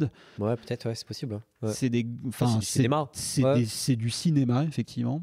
Et alors, un excellent article que mon ami Brieux, que je salue, qui est un fidèle auditeur et qui me conseille énormément sur le podcast, m'avait envoyé ça avec ce titre qui est que l'ère de MrBeast est en train un petit peu de changer. Parce que, alors, pour ceux qui ne connaîtraient pas encore MrBeast, il a mis une espèce de patte de toujours les mêmes miniatures, avec toujours la même grimace, avec toujours un peu les mêmes couleurs, très, très dynamiques, très flashy, etc. Bon, vous irez voir sur YouTube, vous verrez ce que ça donne. Et avec toujours de l'entertainment. Et ses détracteurs disent que lui-même ne s'amuse même pas, puisqu'il est tellement concentré sur sa prod que, en fait, finalement, tout ce qu'il montre ne le fait même plus vibrer, quoi. Voilà. Est-ce que toi, tu as vu, senti cette espèce d'influence d'un personnage comme celui-là, de par la nécessité justement de toujours pousser, de toujours amener quelque chose, les 30 premières secondes où tu dois tout mettre pour capter l'attention directe? Est-ce que tu as observé ça? Aujourd'hui, pour avoir assisté à pas mal de réunions avec YouTube, avec des networks, donc des gens qui t'accompagnent un peu sur les chaînes et des choses comme ça, aujourd'hui, tu as quand même une hiérarchie et une structure à avoir dans tes vidéos. Tu vois, au début, tu démarrais ta vidéo comme ça, bonjour, un peu pampan, et ça passait, tu vois. Aujourd'hui, on te dit, tu as 10 secondes. Si en 10 secondes, tu n'as pas attiré l'audience, bah, ta vidéo, elle ne marchera pas. Et on a ce qu'on appelle le watch time, donc la durée de visionnage de ta vidéo, qui est ultra importante. On te demande de faire encore plus long et de tenir l'audience encore plus long. Parce que YouTube, ils sont pas bêtes. Ils te disent, au plus les gens resteront sur la plateforme YouTube, au plus on balancera des pubs et au plus on gagnera de l'argent, tu vois. Faut pas qu'ils aillent chez les concurrents ou qu'ils quittent les réseaux. Donc le but, c'est quoi? C'est de garder les gens sur les plateformes. Donc ils vont t'inciter à être toujours plus attractif, toujours plus long les vidéos, toujours plus voilà. Mais du coup, c'est le cercle, je trouve, vicieux et malicieux de ces réseaux. C'est que tu es obligé de te plier un peu à ces règles contre toi, presque ta volonté, pour pouvoir tenir les gens, tu vois. Et ouais, c'est un peu malheureux parce que ça m'étonne pas, tu vois. J'avais pas lu cet article. Je pense que, ouais, effectivement, on rentre dans une mécanique qui est plus naturelle, en fait. On nous guide un peu comment être pour avoir cette audience. Même aujourd'hui, on te dit, même avant de faire ta vidéo, il faut travailler ta miniature. Avant, tu prenais un screenshot, ça passait, tu vois. Aujourd'hui, il faut faire un regard, un truc, waouh, c'est toujours plus fou, nanani, mettre des couleurs qui pètent, faire limite des vignettes de cartoon qui sont pas du tout naturelles, ou inventer un mensonge sur ta vignette ou ton titre pour attirer. Enfin, tu vois, c'est devenu un cercle toujours plus fou, enfin voilà, qui fera le plus. Parce qu'aujourd'hui, tu as tellement de contenu que si tu te démarques pas des autres, voilà, tu vas switcher, c'est tellement facile. YouTube, mais je parle maintenant même de TikTok. C'est du consommable. Et tes vidéos, tu vois, aujourd'hui, tu te souviens, je suis sûr, d'une vidéo de Macaskill il y a 5, 6, 7, 8 ans. Je te parle d'une vidéo d'aujourd'hui, elle a certainement, c'est certainement passé, tu vois. Alors que pourtant, il y a trop de contenu aujourd'hui. Aujourd'hui, on était moins nombreux sur les réseaux comparé à aujourd'hui. Du contenu, t'en as des millions qui arrivent tous les jours, quoi. Mais est-ce que c'est pas une certaine forme d'avantage quand même? C'est-à-dire qu'aujourd'hui, n'importe qui peut être un média. Et voilà, moi je vois à mon niveau avec ce que je fais sur En Roue Libre. Bon, y a des gens à qui ça plaît, ça se développe, ça grandit. Et je peux devenir un média. ce qui n'était pas le cas il y a 5 ans, quelque chose comme ça, quoi. Donc, c'est quoi pour toi le côté positif versus justement les inconvénients de ça? Bah, aujourd'hui, n'importe qui peut être un média, donc ça c'est très cool, mais n'importe qui peut l'être aussi. Ça veut dire que ta place que tu as aujourd'hui, tu l'auras peut-être plus demain parce que quelqu'un pourra te détrôner. Ce qu'ils n'avaient pas à l'époque à la télé, ou c'est pour ça que ça commence un peu à grincer des dents à la télé, parce qu'ils se sentent même menacés par justement cette nouvelle génération qui, avec peu de moyens, mais au final qui commence à s'aligner sur des moyens qu'ils peuvent avoir et attirer de nouvelles audiences, qu'en fait, bah, voilà, l'Internet détrône aujourd'hui les codes anciens de la radio. Comme toi, tu fais du podcast, bah, aujourd'hui, voilà, tu es devenu une radio, tu filmes, bah, tu es devenu une télé. Enfin, n'importe qui peut le devenir, quoi, tu vois. Mais aujourd'hui, les codes sont tellement remis à zéro chaque année presque, avec un nouveau réseau qui va arriver, un nouveau truc, que en fait, tu es en permanence, t'es obligé d'être en permanence à l'affût des nouveautés, parce que ta place, elle peut sauter du jour au lendemain, quoi. Ça veut dire que là, tu es peut-être bien, mais dans le mois prochain, si un mec, pareil, surmotivé, veut lancer un nouveau truc, il va être aussi capable de le faire. Et moi, je le vois aujourd'hui sur les réseaux. C'est-à-dire, si tu rates le coche, si tu rates un nouveau réseau, si tu rates un truc, ben, tu peux vite passer aux oubliettes, quoi. C'est aussi ça. Tu peux percer très vite comme tu peux descendre très vite. Donc, je trouve que c'est très bien. Ça laisse une liberté et de la nouveauté, de la fraîcheur dans tous ces médias. Mais tu en auras peut-être 1 sur 100 par contre qui va amener de la fraîcheur, et les autres, bah, ce sera pas forcément de la fraîcheur, quoi. Donc pour moi, c'est à double tranchant. Ouais. Aujourd'hui, moi, TikTok, je l'ouvre, je scroll. Je dis putain, mais j'ai regardé quoi là? J'ai rien regardé, tu vois. Il faut vraiment être à l'affût du truc intéressant, tu vois, où il faut changer de média pour se dire ok, il y a un truc nouveau, tu vois. Moi, j'attends ce truc nouveau parce que. Et Threads, ça t'a pas. Ah, moi, je suis pas du tout là-dedans. J'étais pas du tout TikTok, Twitter, ouais. X et tout ça. J'ai un peu de mal là-dedans, ouais. Bah, tout ce qui est pas en image, c'est vrai que c'est un peu compliqué, quoi. Et alors, là, dans quelques heures, si tout se passe bien, tu vas passer le 1 million. C'est quoi les bonnes choses et les moins bonnes choses que tu as observées justement de ton expérience YouTube? On en a un petit peu parlé tout à l'heure. Je sais pas, de quelle manière ça a changé ta vie en bien et que ça a affecté ta vie en moins bien? Alors, YouTube, enfin, je parle des réseaux même d'une manière générale, mais c'est vrai que je viens de YouTube de base. Pour moi, c'était un nouveau bol d'air, on va dire, dans la compète, où c'est vrai que quand tu es très focus compète pendant 15 ans, fais ci, fais ça, très, très millimétré, j'osais même pas faire de l'enduro, de la descente, parce que j'allais me dire ah non, risque de me blesser, nanana. Donc je me suis dit ok, vas-y, fais-toi plaisir. Ça a été un peu ma libération au début, faire plein d'activités, plein de trucs, et puis c'est quand même beaucoup de rencontres, plein d'émotions, quoi. Mais tu vois pas le temps passer, quoi. Je veux dire, en 5 ans, c'est passé à une vitesse phénoménale, tu vois. Après, quand tu lèves un peu le pied, donc là, moi, j'ai eu la naissance de ma fille, là, qui est aujourd'hui à 4 ans et demi. J'ai levé le pied un petit peu et je dis waouh, putain, quand tu commences à avoir quand tu es célibataire et tout, ce rythme-là, tu peux l'avoir. Parce que les gens ne se rendent pas forcément compte. Une vidéo par semaine, ça paraît pas beaucoup. Mais quand tu fais pas du gaming chez toi ou des choses comme ça veut dire tout le temps aller à droite, à gauche, à l'autre bout de la France, du monde, du truc, tourner ta vidéo, prendre des équipes avec toi. Donc c'était déjà un nouveau truc où en mode, ok, il faut que je travaille en équipe. Quand tu es en entraînement, c'est souvent, tu t'entraînes pour toi et tout ça. Donc là, il faut que tu gères tes équipes, tes caméramans, le montage.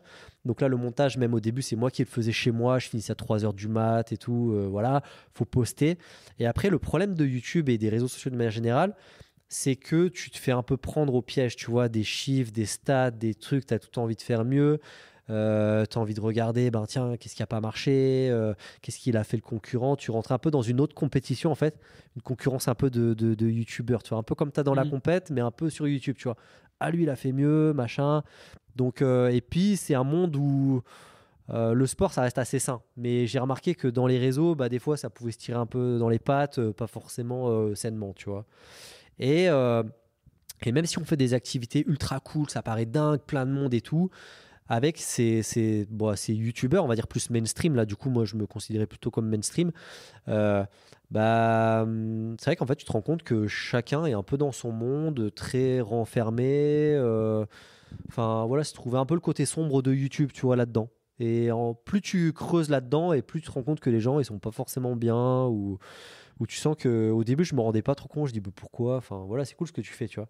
Puis en fait, c'est vrai que ça ronge quand même les réseaux sociaux. Et puis que même si tu gagnes de l'argent, quand tu commences à faire de la vue, c'est cool et tout. Mais après, t'as pas forcément le soutien, quoi. C'est quand ça marche, tout le monde est là. Quand ça marche pas, plus personne n'est là, tu vois. Et les marques, c'est souvent, bon, bah, vas-y, je te file un truc, débrouille-toi, quoi. Enfin, il n'y a personne qui t'accompagne, quoi. Donc, tu as un peu le côté en mode, bon, bah, débrouille-toi, fais tout. Si ça marche, on est là avec toi. Mm. Si ça marche pas, bah, tu dégages, on passera au suivant, tu vois. Donc, tu es toujours un peu sous pression et toujours un peu à l'affût de dire, bah, il me faut un truc pour la semaine prochaine, vas-y, ça va être quoi, nanana. Enfin, ta vie, elle s'arrête jamais, quoi. Et puis là, en fait, j'ai retrouvé le côté que je voulais pas de la compète en me disant, ah bah non, en fait, cet été, je pars pas en vacances parce que là, moi, j'ai pas de vidéo pour la semaine prochaine, faut que je parte trouver un truc, tu vois. Et t'es tout le temps tenu comme ça à avoir du contenu, du contenu, du contenu. Et l'algorithme il te fait bien comprendre, tu vois, que si tu postes pas la semaine prochaine, bah vas-y, on te mettra en second et ça marchera moins bien, tu vois. Et ça, je l'ai vu à la naissance de ma fille. Bah forcément, comme tout père, tu vois, tu dis, bah, c'est bon, j'arrête. Enfin, il y a ma fille, là, je fais une petite pause, tu vois. Et bah là, tu vois, je faisais du 300, entre 300 et 500 000 vues, tu vois, à chaque vidéo, chaque semaine, tu vois. Là, je stoppe 2 mois, tu vois, après la naissance et tout.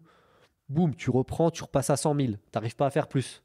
Après, j'ai eu mon fils, là. J'arrête encore une petite fois. Boum, 50 000 vues, tu vois. Et ça repart pas. Je dis, putain, je comprends pas, tu vois. Et en fait, c'est ça, les réseaux, si tu t'arrêtes, bah, faut tout le temps être en montée. Et si peu tu stagnes ou tu baisses, bah, ils vont jamais te mettre en avant, tu vois. Donc, tu es toujours tenu par ces chiffres, par ces algorithmes et ces trucs. Et c'est ultra stressant, quoi, tu vois. Et c'est pas forcément. Enfin, moi, je comprends, en fait. Aujourd'hui, je me considère pas en burn-out, mais pas très loin, tu vois. Et t'en viens à perdre un peu la passion pour moi, du vélo, tu vois. De se dire, putain, mais ce que j'aime, c'est m'entraîner, faire du vélo, des trucs comme ça. Et en fait, t'es là à dire, c'est quoi la prochaine vidéo? Ah, bah, je fais du vélo, vas-y, faut que tu me filmes. Tu vois, j'en venais même plus à me dire, c'est à quel terrain je vais aller rouler. Faut que je fasse quoi? Enfin, le vélo était là, mais il serait pas là, ce serait pareil, tu vois. J'avais pas l'impression de m'entraîner, tu vois. Je dis, ok, je vais faire du vélo pour filmer. J'ai pas faire du vélo, quoi. Et mes journées, c'était ça. Fallait filmer, filmer, filmer. Et aujourd'hui, bah voilà, je me pose un peu la question de dire, bah ok, moi les réseaux, je vais calmer un petit peu. YouTube surtout, qui est le plus contraignant. Parce que YouTube, c'est quand même faire du montage, faire des vidéos de maintenant 1 heure presque, tu vois, donc ça demande beaucoup de temps.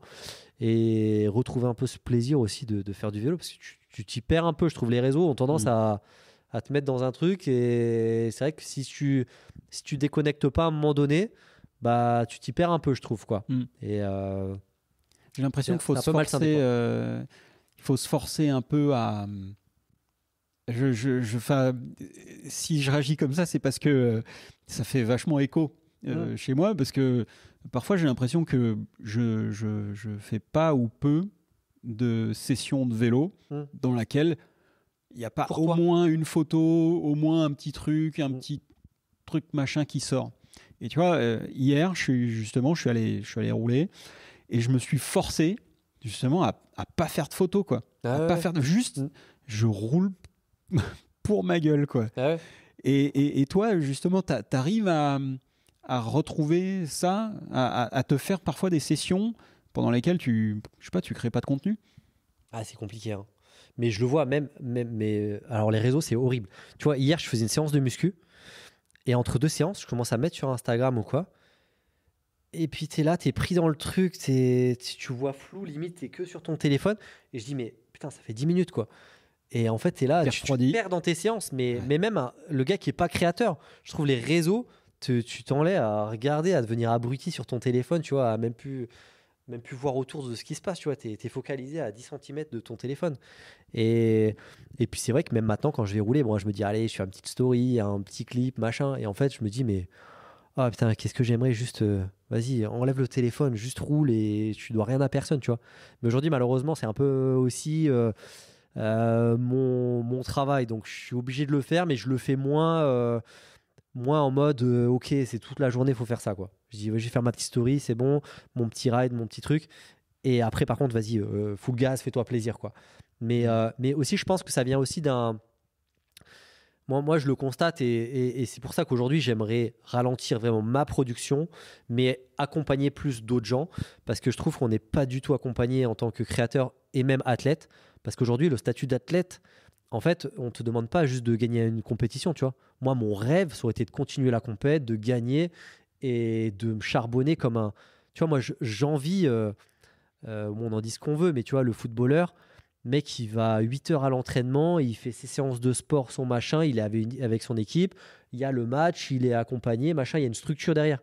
Nous, dans le vélo, je pense pouvoir parler de manière générale dans le vélo, sauf certains teams et tout, mais bah, c'est un peu libé, enfin, c'est un peu, vas-y, démerde-toi, tu t'entraînes comme tu peux, on t'envoie des séances et t'es un peu tout seul. Et en plus, bah, faut que tu nous fasses vendre des vélos, donc fais des stories, fais des posts, fais des vidéos. Bah, trouve ton caméraman parce que de toute façon c'est à toi de te filmer, et puis il faut que tu vendes, donc il faut que tu saches parler, il faut que tu saches vendre. En fait il faut être un peu tout, tu vois, maintenant. Et aujourd'hui je trouve que les marques elles t'accompagnent pas trop sur ça, et c'est un peu le truc que je regrette, c'est que aujourd'hui on va négocier des contrats un peu genre vas-y, combien tu peux me donner, combien tu peux me donner de vélo, mais derrière il y a très peu de bon bah on va dévouer une équipe pour toi pour te filmer, ou on va dévouer un entraîneur ou machin. C'est un peu genre on te donne et tu dois tout faire pour la marque, tu vois. Il n'y a pas cette structure aujourd'hui. Bah, je prends l'exemple moi aussi dans mes créations de contenu, il y a très peu de marques qui te disent bah ok, on prend 1 heure, on t'a envoyé un produit, c'est très cool, mais par contre pendant 1 heure on va t'expliquer à quoi il sert le produit, tu vois. Aujourd'hui les marques te disent vas-y débrouille-toi avec ce produit, tu me le vends. Et moi c'est le constat que j'ai fait en 5 ans. Il y a, je crois, en 5 ans, tu vois, j'en ai fait quand même pas mal des collabs avec des marques. Il y a, je crois, 2 marques qui, pendant 1 heure, on a fait un call, même plus des fois, pour expliquer le produit et savoir quoi dire. Parce que des fois, on a beau se moquer des influenceurs à dire, hey, il dit n'importe quoi, tu vois. Mais en fait, c'est juste que la marque, elle t'envoie ça, elle te dit, vas-y, va le vendre. Et puis, t'es pas formé, t'es rien. Enfin, je suis pas le créateur, quoi. Il y a des mecs, ils ont fait 10 ans d'études pour créer ce produit, et toi, t'es censé le sortir en story comme ça. Mais ouais. Et j'ai c'est ça qui manque, tu vois. Pardon, mais j'ai l'impression aussi que quand on parle d'être équipé ou pas, on n'est pas véritablement équipé non plus à la gestion des réseaux sociaux en eux-mêmes, c'est-à-dire le temps qu'on y passe, quoi faire avec. Enfin, il n'y a pas de mode d'emploi sur qu'est-ce qu'on est censé faire avec des réseaux sociaux. Et justement, moi, une question qui m'intéresse, c'est comment, et on en a déjà un petit peu parlé, comment en tant que créateur de contenu, on arrive à prendre du recul pour se dégager du temps pour notre vie, pour notre passion, qui est de faire du vélo, potentiellement sans faire de photos ou de vidéos. Comment tu gères ça, toi? Est-ce que tu arrives à gérer? Est-ce que tu t'es mis des règles? Est-ce que tu t'es, je sais pas, des garde-fous? Comment tu fais? Et surtout maintenant que tu as des enfants, en fait. Bah alors les enfants, ça a été obligé. Ça a été ma première, pas contrainte, mais en tout cas, entre quand tu passes d'une vie en couple où tu es un peu libre, on va dire, dans ton temps, à quand tu as des enfants, en gros, tu les amènes à l'école, ta journée commence à 9 h et elle termine à 17 h.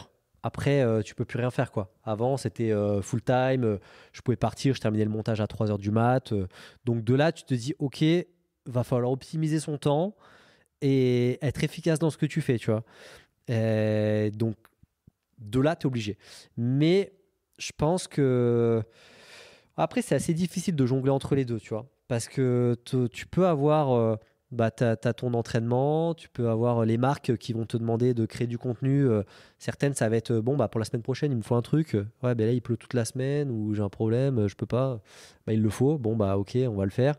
Et puis, je pense que bah, tu es un peu comme moi, tu as envie de faire plein de trucs, tu as plein de projets. Puis quand tu es un peu tout seul, pas accompagné ou qu'on te demande de tout le temps tout faire tout seul, bah, des fois, c'est toujours un peu. Tu te fais un peu prendre par le temps, quoi.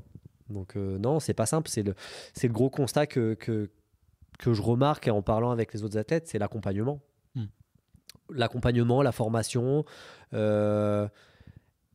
être plus clair aussi sur ce qu'on attend.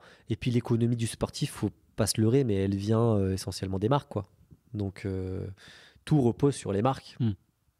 Donc, Alors avant d'arriver sur les collabs avec les marques, j'aimerais que tu nous dises un peu, que tu nous parles un peu des vidéos que tu as faites. Il y en a quelques-unes qui ont vraiment explosé. Déjà, toi, c'est quoi, selon toi, ta meilleure vidéo que tu aies jamais faite, soit en termes de score ou en termes de je sais pas, de ce que ça t'a apporté. Alors, on a parlé de celle avec Thibaut InShape, mais après ça, je sais pas, la vidéo du pont, par exemple, où tu montes avec un gravel sur le pont.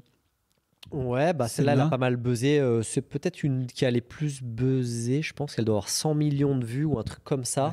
Ouais, ça a pas mal marché. Les ponts, tout ce qui est extrême et tout, ça marche bien.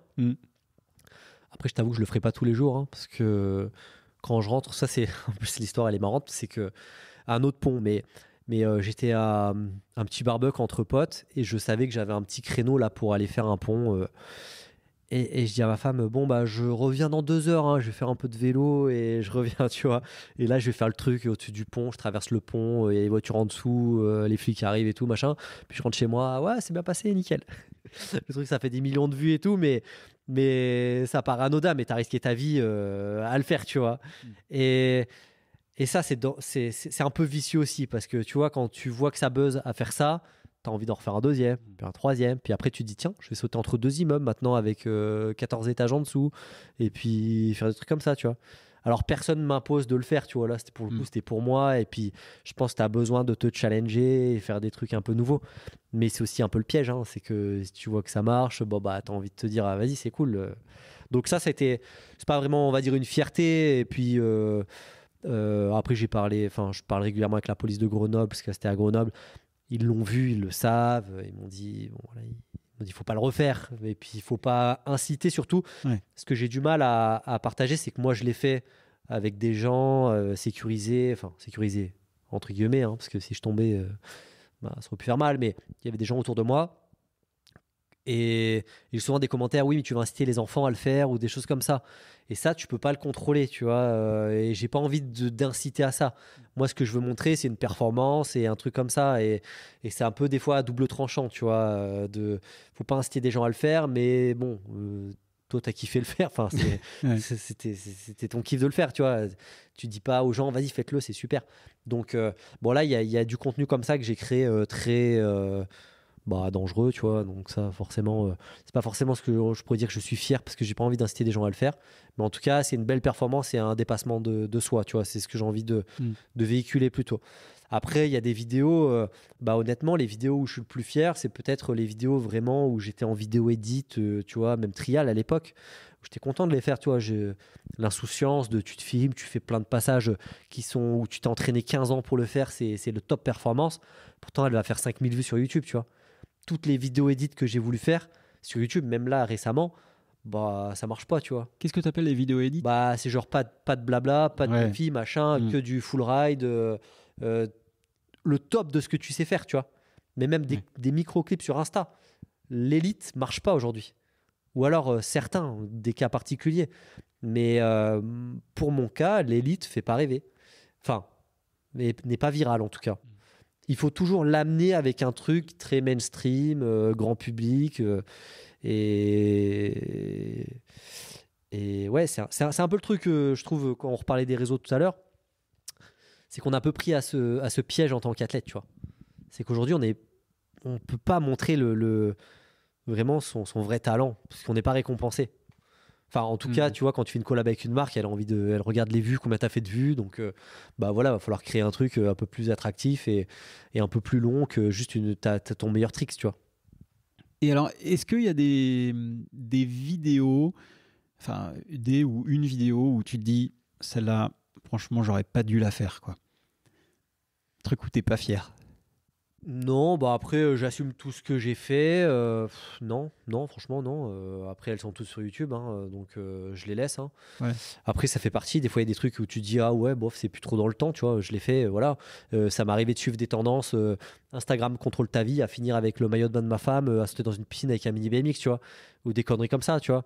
Mais bon, ça va. J'avais 25 ans, c'était rigolo, c'était les tendances du moment. Bah voilà, tu l'assumes. Hmm. Après, non, après, enfin, je veux dire, moi, j'ai tout le temps partagé des trucs en mode, bah, je fais du vélo, c'est cool. Enfin, aller faire du vélo, tu vois. Mon premier message, c'était, faites du vélo, c'est cool, tu vois. Peu importe la manière, mon but, moi, c'est de faire la promo du vélo. Que le mec fasse du vélo, j'en sais rien, du vélo de ville, du vélo de route, du VTT, machin. Bah, je trouverais tout le temps ça cool, tu vois. Ouais. Donc voilà, après, chacun a sa manière de l'amener. Mais moi, je suis pas, j'ai rien à regretter de ce que j'ai fait, tu vois. Ouais. De quoi est-ce que tu es le plus fier dans cette carrière de youtubeur? Plus fier, non, après, c'est vraiment. Quand j'ai fait la pause, la première pause YouTube en me disant, bon, bah, ok, c'est bon, maintenant, bah, j'ai des enfants, je vais passer à autre chose. J'y suis revenu parce que, en fait, ça t'ouvre déjà beaucoup d'opportunités. Je parle pas forcément de collab avec des marques ou des choses comme ça, mais des rencontres, ça t'amène à des endroits où, en tant qu'athlète ou dans ta vie normale, t'irais pas, tu vois. Mm. Et, euh, et j'ai eu la chance d'être dans des endroits, invité à des endroits, ou même discuter avec des gens, ou alors là, il y en a eu tellement, je te dis, mais c'est ces souvenirs-là qui m'ont le plus manqué, tu vois, Mm. d'être dans ce train un petit peu de, bah, tu découvres, tu sais, cette nouveauté, tu découvres un truc et tout, t'es tout le temps dans l'euphorie, des trucs que tu connais pas, ou alors des activités que tu n'aurais pas fait, tu vois. J'en sais rien, j'étais invité à découvrir la moto GP, enfin à faire de la moto de piste, à faire de la motocross, à faire conduire des voitures de sport, tester des prototypes qui sortiront jamais, faire des cascades pour des pubs, des trucs, enfin tu vois, c'est trop cool, tu vois, tu découvres des univers où tu irais jamais si j'avais pas lancé YouTube ou des trucs comme Ouais. ça, tu vois. Mm. Donc moi, c'est vraiment tous ces souvenirs-là qui sont importants pour moi, tu vois. Mm. Et qu'aujourd'hui, bah, en fait, j'ai envie d'entretenir parce que c'est cool, je trouve. Et alors, il y a des gens, alors on en a un petit peu parlé, il y a des gens qui aujourd'hui t'inspirent sur YouTube. Des gens, enfin, quand tu vois ce qu'ils font, tu te dis, tu vois, des Sam Pilgrim, on a parlé des Pierre Sorio aussi qui font des trucs cool. Je sais pas, il y a des inspirations des gens aujourd'hui, des références. Euh, Alors, c'est un peu contradictoire, mais je t'avoue que je produis beaucoup de vidéos YouTube, mais je passe vraiment très peu de temps sur les réseaux sociaux, quoi. Mm. Euh, c'est vrai que j'y suis rarement et je suis pas trop ce qui se passe. Après, je vois, tu vois, que ce soit Sam, je pense que c'est le premier, tu vois, Sam Pilgrim. Bah, si tu veux être mainstream, t'es obligé de faire un peu de la connerie, j'ai envie de dire. Où tu vois Sam qui va tester un vélo d'enfant, un vélo bricolé, un vélo machin. Ouais. Et c'était tout le temps à la demande d'aller chercher une nouvelle inspiration, un nouveau truc. Et tu vois que bah, t'es un peu pris au piège, tu vois. Enfin, et moi, je l'ai senti en mode, tiens, je vais faire une piste de VTT avec un vélo d'enfant. Tiens, je vais faire un truc. Enfin, tu vois, si tu veux faire de la vue, de toute façon, tu peux pas dire, ouais, je vais descendre une Mm. piste de VTT comme un mec normal, Ouais. tu vois. Il faut un truc tout le temps attrayant, tu vois. Je vois Pierre, tu vois, on en parlait, il est passé là, il y a sa signature sur sur le bout de bois là-bas. C'est pareil, il va tester des vélos chinois et aller faire un bike park avec, tu vois. Je suis sûr qu'au fond, c'est pas son kiff, tu vois, ça le fait rire, tu vois, comme ça. Surtout qu'il s'est fait mal, hein, en fait, une fois avec. Non, mais tu peux te faire. Ouais. Ouais, non, mais c'est inconscient, tu vois. Nous, on Ouais, descendait ouais. des pistes avec des vélos d'enfants. Le truc, il a terminé en 8. Tu tapes une table Mm. de 8 mètres avec un vélo d'enfant. Je t'assure que le vélo, il finit pas bien, hein, et je croise les doigts que. Voilà. Mais c'est un peu là que ça va. Ouais. Donc, non, aujourd'hui, bah, c'était très drôle à l'époque. Moi, ça me faisait rire, tu vois. Aujourd'hui, je pense que j'ai un peu mûri. C'est pas ça que j'ai envie de faire. Et je suis plus passionné, tu vois, de me dire j'ai envie de revenir un petit peu au sport tel qu'il était, découvrir. Enfin, aujourd'hui, moi, je suis plus attiré par un. Tu vois, bah, là, j'étais au Mexique avec Yoann Barelli ou tout ça, on parlait, tu vois, de Whistler, Squamish et tout. Et je disais, putain, mais tu me fais trop rêver sur tes terrains et tout. Tu sais, je dis, moi, en fait, j'ai cherché tout le temps à faire des vidéos à droite à gauche, donc le plus proche possible de chez moi. J'ai jamais pris le temps vraiment de découvrir d'autres événements, d'autres terrains incroyables, tu vois. Aujourd'hui, si je devais bouger, bah, putain, j'irais chez lui. Il a des putains de trails ultra techniques avec des gros sauts un peu trialisants. Je dis, ouais, mais là, c'est mon kiff, tu vois. Ouais. Même pas le filmer, je veux juste le rouler, tu vois. Tu m'as donné envie, tu vois. Et c'est ces vidéos-là qui me donnent envie de rouler juste, bah, que j'ai envie de regarder, tu vois. Moi, presque tous les trucs YouTube, bah, aujourd'hui, ça me fait plus. Bah, ça me fait. Non, parce que je sais ce que c'est, donc je l'ai vécu et j'ai pas envie de le vivre, tu vois. Et je pense qu'aujourd'hui, les gens, c'est peut-être la nouvelle génération, que finalement, la nouveauté, c'est peut-être de revenir à la source, tu vois. C'est peut-être de faire rêver les gens avec du beau ride et je rêve que cette tendance-là revienne, tu vois. Parce qu'aujourd'hui, je le vois, enfin, c'est pas la tendance. Si tu veux faire de la vue, c'est pas ça, quoi. De l'authenticité. Ouais, je pense, ouais. Ouais. Et tu vois, je m'y retrouve même le podcast, tu vois. C'est un truc con, tu es juste posé sur une chaise et tu parles, mais c'est authentique, tu vois. Tu vas pas chercher à faire. C'est comme si on faisait un podcast et qu'il fallait sortir une blague toutes les 30 secondes, tu vois, le YouTube d'aujourd'hui. Aujourd'hui, non, tu as le droit de te poser et de parler pendant 2 heures, tu vois, et t'apprends des trucs. Ouais. Et aujourd'hui, bah, descendre une piste de VTT avec un vélo d'enfant, non, ça va peut-être pas t'apprendre des trucs, tu vois. Alors qu'un beau spot, un beau truc, ça va peut-être donner envie aux gens, tu vois. Ou un podcast. Ou un podcast, mais ouais. Non, mais moi, j'écoute les podcasts, tu vois, et je suis posé dans ma voiture, machin, le temps passe vite et c'est trop bien. Bah c'est sûr que quand on a des invités intéressants, ça passe toujours beaucoup plus vite. Non, mais ouais, pour revenir, enfin vraiment, le beau ride, moi, c'est ce qui me fait rêver, tu vois. Johan, même Rémi Métaillé, tu vois, tu vois, des endroits que, enfin, de toute façon, ce qui t'attire, c'est ce que t'as pas, quoi. Donc, bien sûr. Voilà. Si on boucle un petit peu sur YouTube par un sujet argent. Argent, oui. On discutait un petit peu de ces chiffres-là tout à l'heure. Est-ce que tu peux nous donner et donner aux gens qui nous écoutent un peu un indicateur de ce qu'on gagne sur YouTube? Alors évidemment, hors partenariat avec les marques, mais ce que YouTube te paye quand tu fais des centaines de milliers de vues, parfois plus même.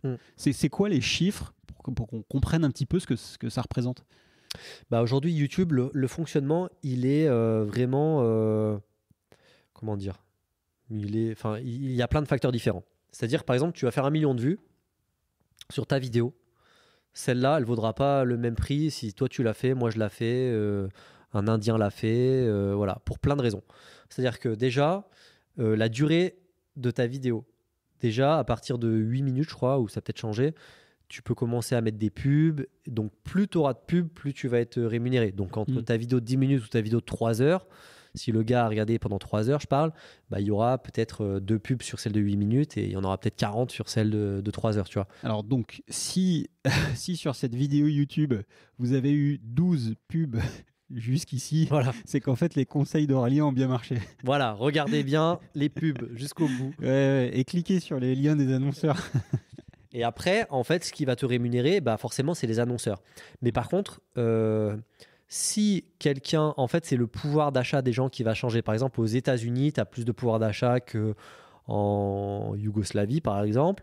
Donc, par exemple, un gars qui va regarder aux États-Unis va peut-être te rapporter 7 $ pour 1000 vues, alors que le Yougoslave va t'en rapporter 10 centimes, tu vois.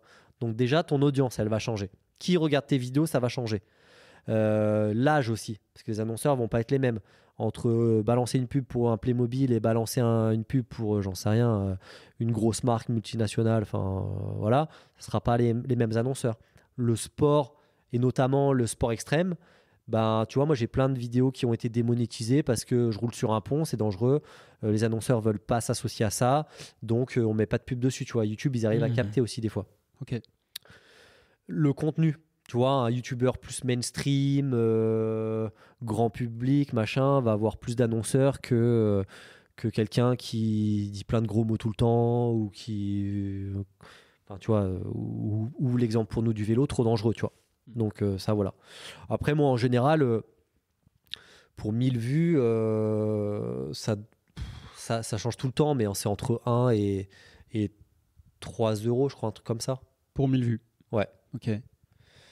Et après, maintenant, il faut pas confondre une vidéo YouTube et une YouTube Shorts ou des contenus courts, tu vois, parce que aujourd'hui, je fais 50 millions de vues sur ma chaîne, mais beaucoup sont des vues qui proviennent des shorts. Okay.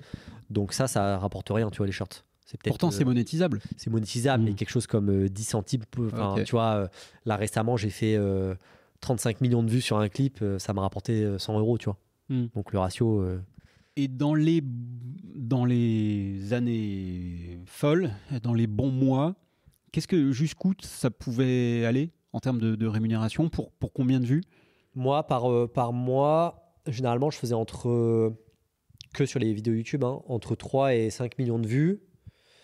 Et 3 ou 5 millions de vues, ça devait être ça dépend, 5 et 10 000 euros, quoi. Ok. Uniquement de YouTube, quoi. Mensuel, juste sur YouTube. Mensuel, ouais. Et après, de là, c'est vrai que tu as souvent, quand tu commences à marcher, tu as souvent des marques avec qui tu t'associes, comme je disais tout à l'heure, plutôt grand public, mais qui veulent une petite pub, enfin, pas mettre de la pub, comme je t'ai dit là, mais vraiment avoir un petit moment où tu vas expliquer le produit ou des choses comme ça dans la vidéo, quoi. Ok. Donc, non, après, ça marche.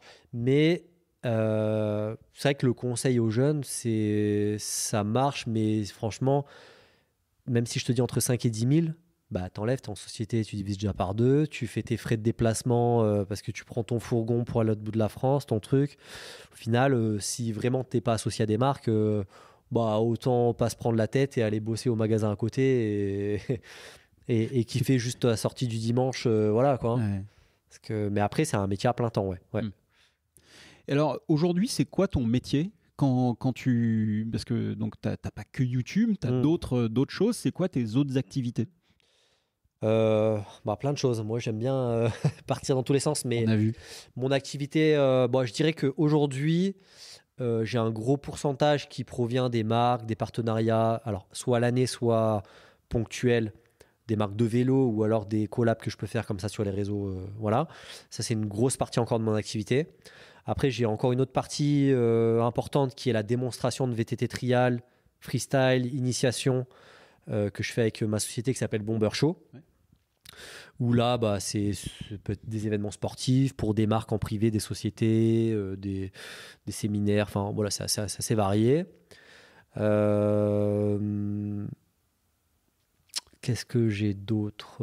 Après, ça m'arrive d'intervenir, alors plutôt conférencier, mais ça c'est très occasionnel pour des écoles, des choses comme ça, pour parler un petit peu. Mais c'est un truc que j'aimerais bien développer un petit peu plus.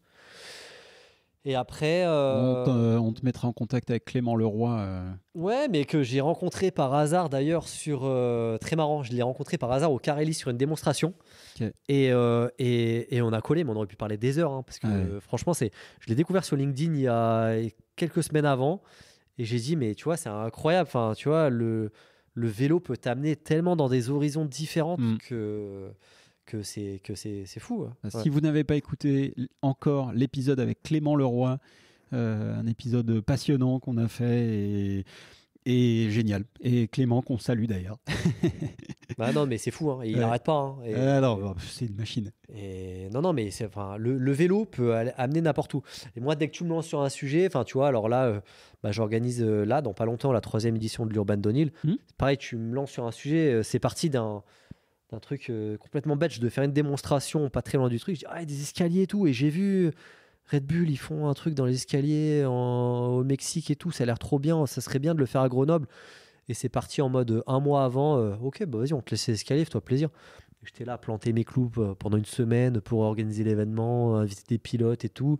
Et là, c'est la 3e édition. Et puis on s'éclate, tu vois. Alors ça, je le mets pas comme mon business, parce que c'est plutôt le fun. Mais organiser des événements, tout ça, ouais, je trouve ça trop cool, moi. C'est trop bien. Alors, parle-nous justement de cette descente urbaine de Grenoble, puisque c'est donc le 25 mai. Ouais. Et donc, à cette date-là, donc l'épisode sera sorti bien avant. Et donc voilà, donc on aura le temps de s'y intéresser. On mettra les liens également vers tout ça. Est-ce que tu peux nous parler un peu de cet événement?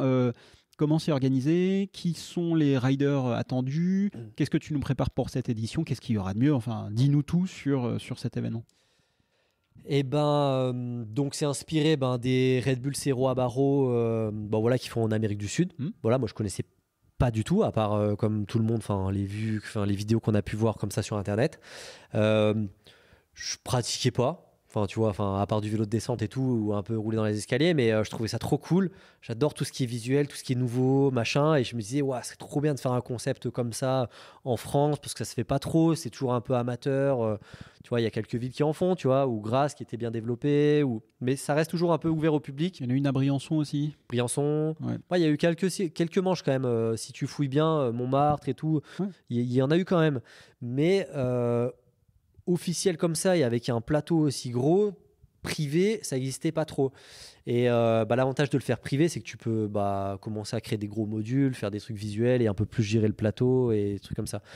Et puis, moi, je suis quand même vachement ouvert à toutes les disciplines du vélo et je suis quand même un peu toujours frustré que le trial, ça a été tellement un sport confidentiel qu'en fait, même si je les suivais sur les réseaux, je les connaissais pas, tu vois, ces gars. Alors que pourtant, j'aurais kiffé rouler avec eux ou des choses comme ça, ou ils venaient jamais en Europe, ou c'était des disciplines très particulières. Et j'ai dit, vas-y, mon rêve, moi, c'est de faire une course, mais pour les pilotes, tu vois. Pas se mettre à la place d'un organisateur qui veut juste se faire de l'argent pour organiser le truc, tu vois. Juste dire, vas-y, c'est un gros kiff pour tout le monde, on a un super truc ici et on va s'éclater. Donc du coup, moi, je voulais inviter des pilotes du monde entier, tu vois, tous ceux que je pouvais suivre, du Brésil, d'Argentine, du Mexique et tout ça, les inviter et faire un parcours, après comme on pouvait, chaque ville est faite comme on peut, mais du coup là on part d'un restaurant, on saute du premier étage dans des escaliers, on saute par-dessus une voiture, on enchaîne dans des escaliers, on aménage des sauts, on filme tout ça en live en plus, du coup ça me crée du contenu avec l'audience sur YouTube pour pouvoir le mettre en avant, tu vois. Parce qu'après tu fais un live mais il n'y a personne, c'est un peu dommage, tu vois. Mais là j'avais l'audience, donc je dis c'est trop cool, viens on fait un truc calé. Donc on le fait avec une vraie boîte carrée, tu vois. Il y a 15 caméras, c'est des grosses caméras de télé, tu vois. Enfin c'est le format télé quoi. Les mecs ils filment les Jeux Olympiques et tout, donc ils sont carrés là-dedans. Speaker, l'an dernier il y avait Cédric Gracia aussi avec Lionel Beccari qui speakait, tu vois. Donc un peu l'ambiance à la Red Bull et tout. Enfin moi c'est ça qui me fait kiffer, tu vois. Donc les mecs, je les ai tous invités, payé l'avion, la bouffe et tout. Et après, on a fait ça, quoi. Et puis là, au début, je me suis dit, c'était pour une année, j'en ai chié, parce que en fait, je l'ai fait tout seul. C'était moi qui mettais la friteuse à faire les frites et qui allait faire le live, et entre deux, qui allait faire une démo de trial, et qui en même temps, il y avait une coupure d'électricité, il fallait que j'y revienne. Et j'allais faire le live avec Lionel, mais attends, vas-y, je vais faire la course. Et là, après, ça commence à avoir ses limites, tu vois. L'an dernier, j'ai même pas pu rouler. J'étais tellement dans le truc, à vouloir faire 10 000 trucs. On a fait une petite piste avec Cédric, mais j'ai même pas pu faire la course, tu vois. Donc cette année, je me suis dit, ok, on monte une petite équipe et je vais rouler. Ok. Et donc tu roules officiel. Ouais, là, je vais rouler. Ouais. J'ai vu d'ailleurs que tu étais rider invité. Ouais, j'étais invité de mon événement. Ouais. C'est sympa, ça. C'est cool. Franchement, comme ça, moi, je me suis dit. Parce que là, on bosse avec. Maintenant, on est un peu plus structuré, on va dire. On est 3-4 sur le truc. Et je dis, vas-y, annonce-moi, comme ça, au moins, c'est officiel, j'ai plus le choix. Très bien. Mais non, mais c'est trop cool. Et puis, du coup, là, je reviens du Mexique aussi, où du coup, ça m'a permis de rentrer un peu dans ce milieu-là. Donc, j'étais au Cerro Barro de Guanajuato, donc au Mexique. J'ai pu participer à l'événement, voir comment ça se passait, rentrer dans le circuit. Je pense que je vais en faire plus avec eux. Et c'est une discipline que j'adore. Franchement, je trouve ça trop bien. C'est un peu comme le trial qui vient de la nature où tu l'amènes dans la ville. En fait, c'est blindé de monde. Red Bull, il cartonne maintenant en termes de vues, de contenu et tout. Même les pilotes, c'est une vraie discipline à part entière qui commence à surgir. Et les pilotes, mais c'est des machines. Ouais. J'ai halluciné. Il y a des spécialistes. Ah ouais, non, mais là, on se rend pas compte en fait. On se dit, descendre des escaliers, ça va. Mais les mecs, ils descendent à 60 dans des escaliers. Autant te dire qu'un escalier à 60, c'est comme si tu roulais sur de la glace. Les mecs, ils sont en drift de partout. T'as des gouttières, des bordures, des machins. Mais tu te dis, mais tu risques de mourir à chaque moment. Et c'est trop bien, non, les sensations. Et c'était blindé de public. Et effectivement, on a vu des gens même se spécialiser, comme Adrien Laurent, il y a Philippe Polk, Thomas Slavic, pardon. Ouais, Thomas Slavic. Thomas Slavic, qui est un des tauliers. Johan, donc Barelli aussi, qui y était.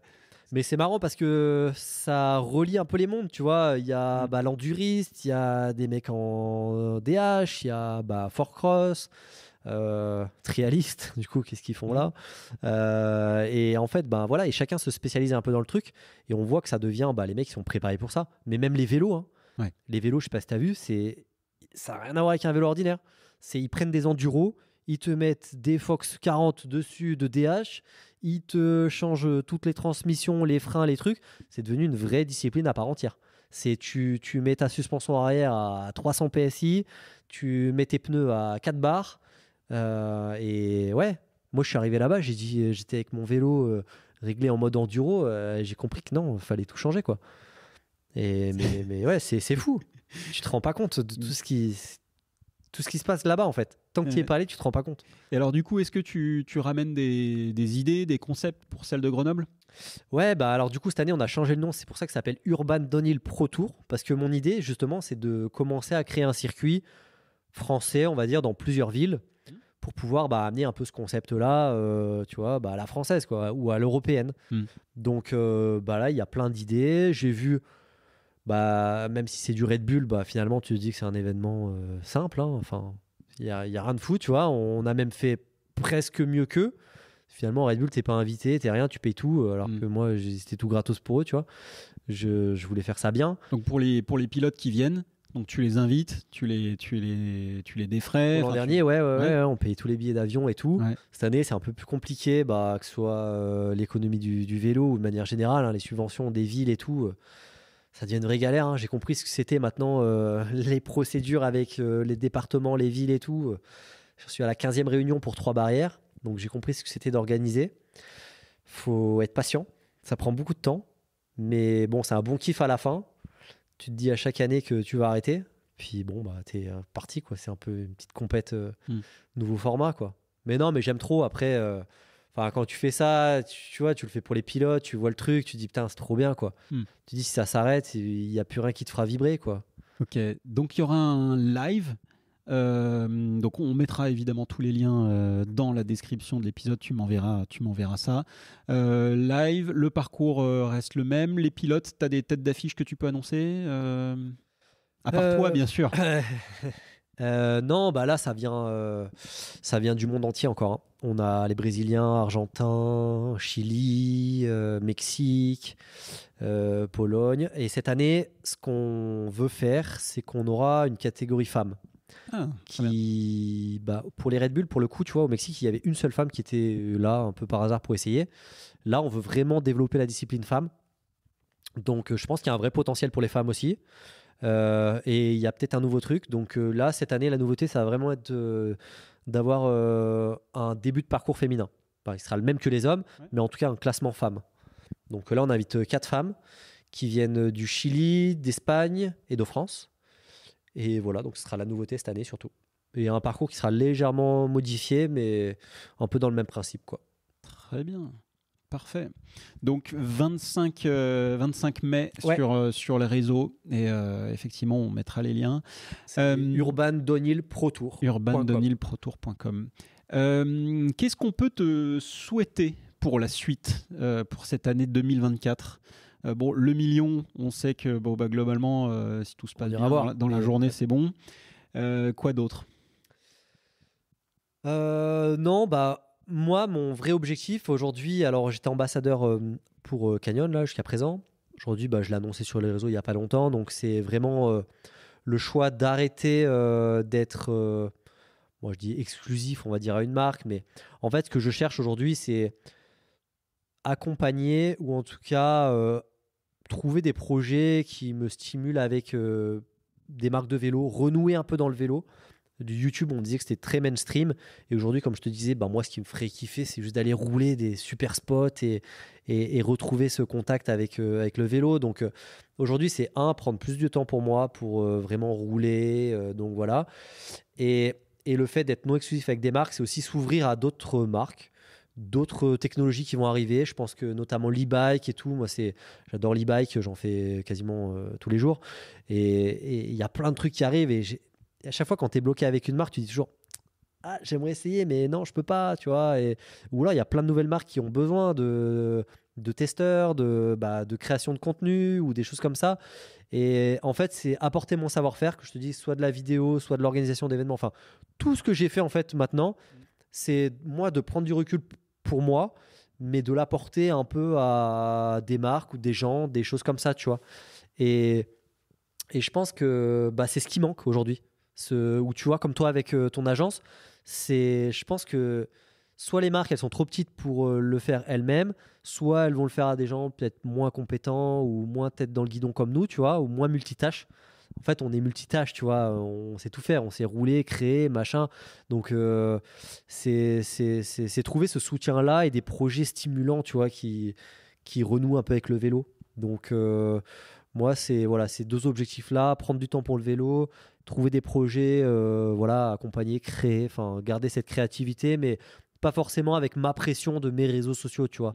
Je continue à garder mes partenariats et tout ça que j'ai à l'année avec des marques, mais tu vois, je trouve ça plus kiffant des partenariats. Aujourd'hui, j'ai gardé des partenariats où il y a un peu de création de contenu, mais il y a aussi beaucoup de réel. Tu vois, je pense à Motul, tu vois, on fait des démonstrations sur le MotoGP, tu vois, ça va me faire découvrir un autre truc, un autre univers. Abus aussi, avec qui on fait régulièrement, ils m'aident, tu vois, pour la DH, mais aussi des démonstrations Rock d'Azur, d'autres événements, tu vois, où je vais directement à la maison mère. Schwalbe aussi, enfin bref, il y a tous ces partenaires-là que j'ai gardés, c'est parce que il y a déjà de l'humain et il y a des projets un peu plus humains derrière. J'ai pas envie d'être le citron, tu vois, pour la marque et vas-y, crée du contenu. Et le jour où, pour X raisons, soit tu fais moins de vues, soit ça change de responsable marketing chez la marque, tu dégages, tu vois. Non, je préfère travailler, collaborer avec les marques dans un truc un peu plus intelligent, long terme et plus créatif, tu vois. Puis il y a tellement plus de valeur à amener que juste du contenu, en fait. Oui, c'est ça. Moi, c'est ce que je dis. Si la marque veut trouver un autre créateur, je suis pas irremplaçable, tu vois. Je le sais. Et puis, ou alors je vais vieillir, tu vois. Mais je pense qu'aujourd'hui, on a un savoir-faire quand ça fait 25 ans que tu es dans le milieu, que 25 ans que tu as côtoyé des événements, tu as quelque chose à apporter, tu vois. Et même si. En fait, le problème, c'est que quand on est multitâche, on n'a pas forcément une étiquette, tu vois. Moi, les gens, ils me voient, ah ouais, tu peux faire ça aussi. Je dis, bah oui, je peux le faire. Mais aujourd'hui, c'est dur d'avoir une étiquette sur ta tête, de dire oui, je suis ça ou ça, tu vois. Donc voilà, c'est plutôt trouver. Moi, c'est de me trouver une étiquette, quoi. Ouais. En fait, voilà. Justement, alors peut-être que les gens qui nous écoutent, ça peut leur être utile. Si tu devais, s'il y a quelqu'un qui nous écoute, je sais pas, un directeur marketing ou même un patron de boîte qui t'écoute et qui se dit tiens, ce gars-là, il parle quand même bien, j'aimerais bien bosser avec lui. Qu'est-ce que tu proposes justement aux marques, aux boîtes? C'est quoi globalement en synthétique, si je peux dire, mais les services que tu proposes? Ils sont assez globaux, mais ça va surtout s'orienter sur de l'accompagnement, que ce soit sur de la création de projets, tu vois, mettre à aboutir un projet vidéo ou des choses comme ça, mais le construire, tu vois, faire le lien entre peut-être l'athlète, la marque, pas que ce soit juste on dit tiens, on file 5000 balles à un athlète et débrouille-toi, tu vois, qu'il y a peut-être une créativité. Aujourd'hui, on disait les marques, c'est vrai que c'est pas juste filmer sur un trail, ça marche pas, tu vois, il faut peut-être réfléchir à autre chose, tu vois. Donc c'est apporter tout ce savoir-faire en fait, que ce soit moi je peux créer du contenu, rider bien sûr, tester du produit, apporter mes compétences là-dedans, faire le lien avec les athlètes, les lieux, les marques, enfin vraiment c'est être comme une agence 360, tu vois, autour de ça. Donc ça peut être très, très global, mais c'est vrai que ça se centre quand même sur de la création de contenu. Et c'est ça qui me fait kiffer, tu vois. Mais avoir une profondeur là-dedans, tu vois. Bon, de toute façon, encore une fois, on mettra les liens vers du contact, du LinkedIn, etc. Donc les gens qui voudront te contacter et creuser, il faudra creuser. Voilà. Moi, je me vends pas du tout comme ça. Pour l'instant, c'est une réflexion que j'ai. Et si moi, en fait, je fonctionne, tu vois, une porte s'ouvre et je vais te dire, vas-y, tu vois. Coup de challenge, tu vois, en tant que compétiteur, je pense que tu as envie d'y aller, tu vois. Bien sûr. Puis je crois que toi et moi, on fonctionne un peu de la même manière. Ouais. Moi, avec Line, c'est exactement la même chose. C'est-à-dire que j'ai pas un catalogue produit. Par contre, dites-moi ce dont vous avez besoin et puis je vous dirai si je peux vous aider ou pas, quoi. Enfin, ouais, c'est je ça. pense que c'est un peu comme ça. C'est le principe d'une agence d'ailleurs. Hein. L'agence, c'est de pouvoir ouais. dire oui aux clients. Alors pour quelques questions pour la fin, bon, la question traditionnelle qui était où est-ce qu'on te suit, bon bah ça on sait. Si tu avais quelqu'un dans le milieu du vélo ou même pas que tu adorerais entendre dans un prochain épisode d'En roue libre, qui serait-il ou elle d'ailleurs même? Très bonne question. Alors c'est vrai que je suis plus orienté quand même sur l'histoire des sportifs. Non,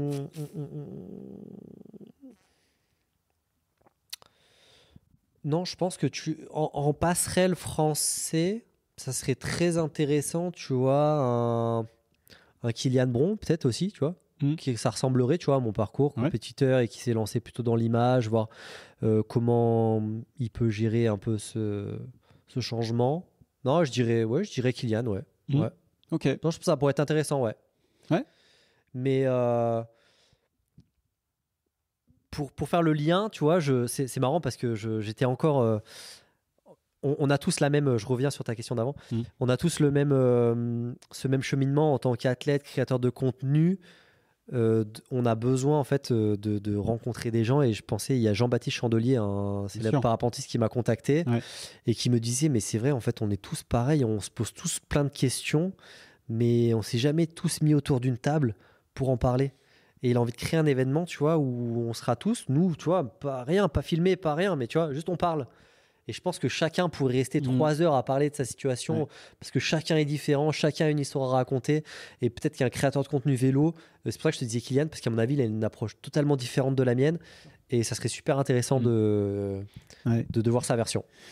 JB Chandelier, pareil, on vous mettra les liens vers ces vidéos qui sont absolument incroyables en parapente. C'est l'équivalent de Kylian en fait en parapente. Voilà, magnifique. Belle production. Bon. Eh ben, écoute, merci beaucoup, Aurélien. Merci à toi. Un immense merci. Et puis, merci à vous de nous avoir écoutés. On espère que ça vous a plu. Et voilà. Et puis, on vous dit à la semaine prochaine. On suivra ça. À la semaine prochaine. Salut. Bye.